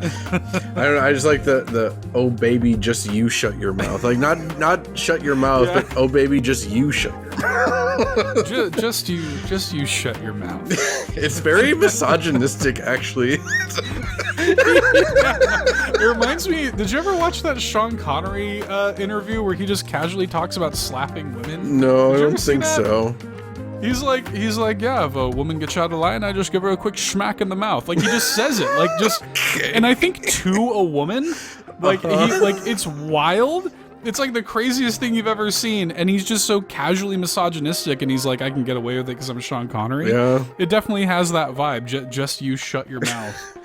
It's almost like noir in a way. Like, this dame walked into my office. See, so I told the broad she just better shut her mouth. You know. Goodness gracious. Well, that has been it. I'm weirdly exhausted, despite the fact that this is not as long as a lot of our other episodes. But thank you for sticking with us this whole time. As a reminder, you can send in voicemails by dialing 216-230-8540.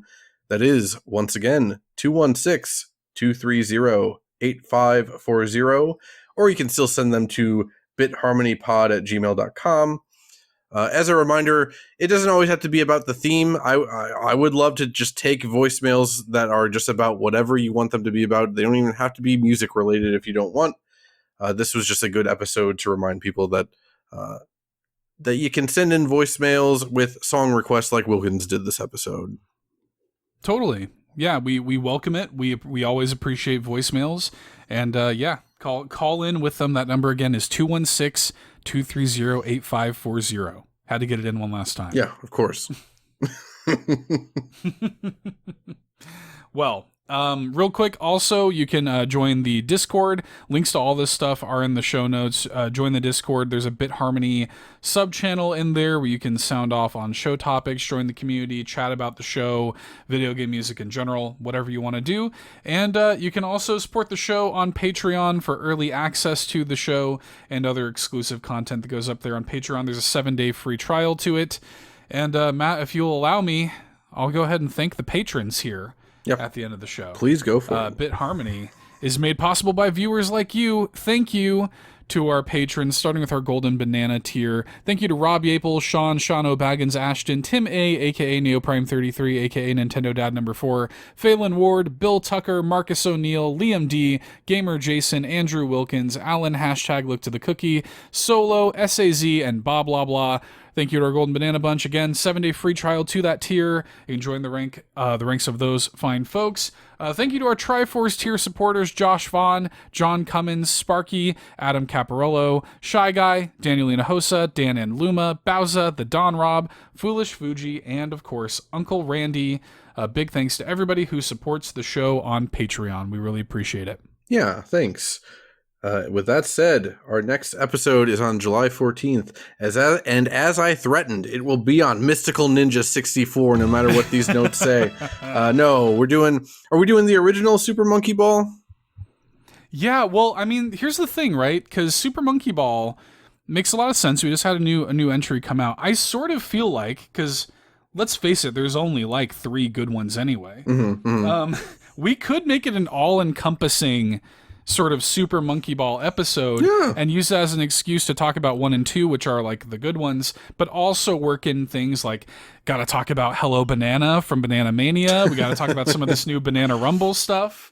So I think we can make it like a general episode. Okay, yeah. I didn't know if we were doing a specific one or that, and yeah, I think in most cases we will usually stick to like one game kind of thing, but I think in this case, it makes perfect sense to have it be like a series overview kind of thing. I think there probably isn't enough meat on the bone to just do a dedicated Super Monkey Ball 1 episode, I think.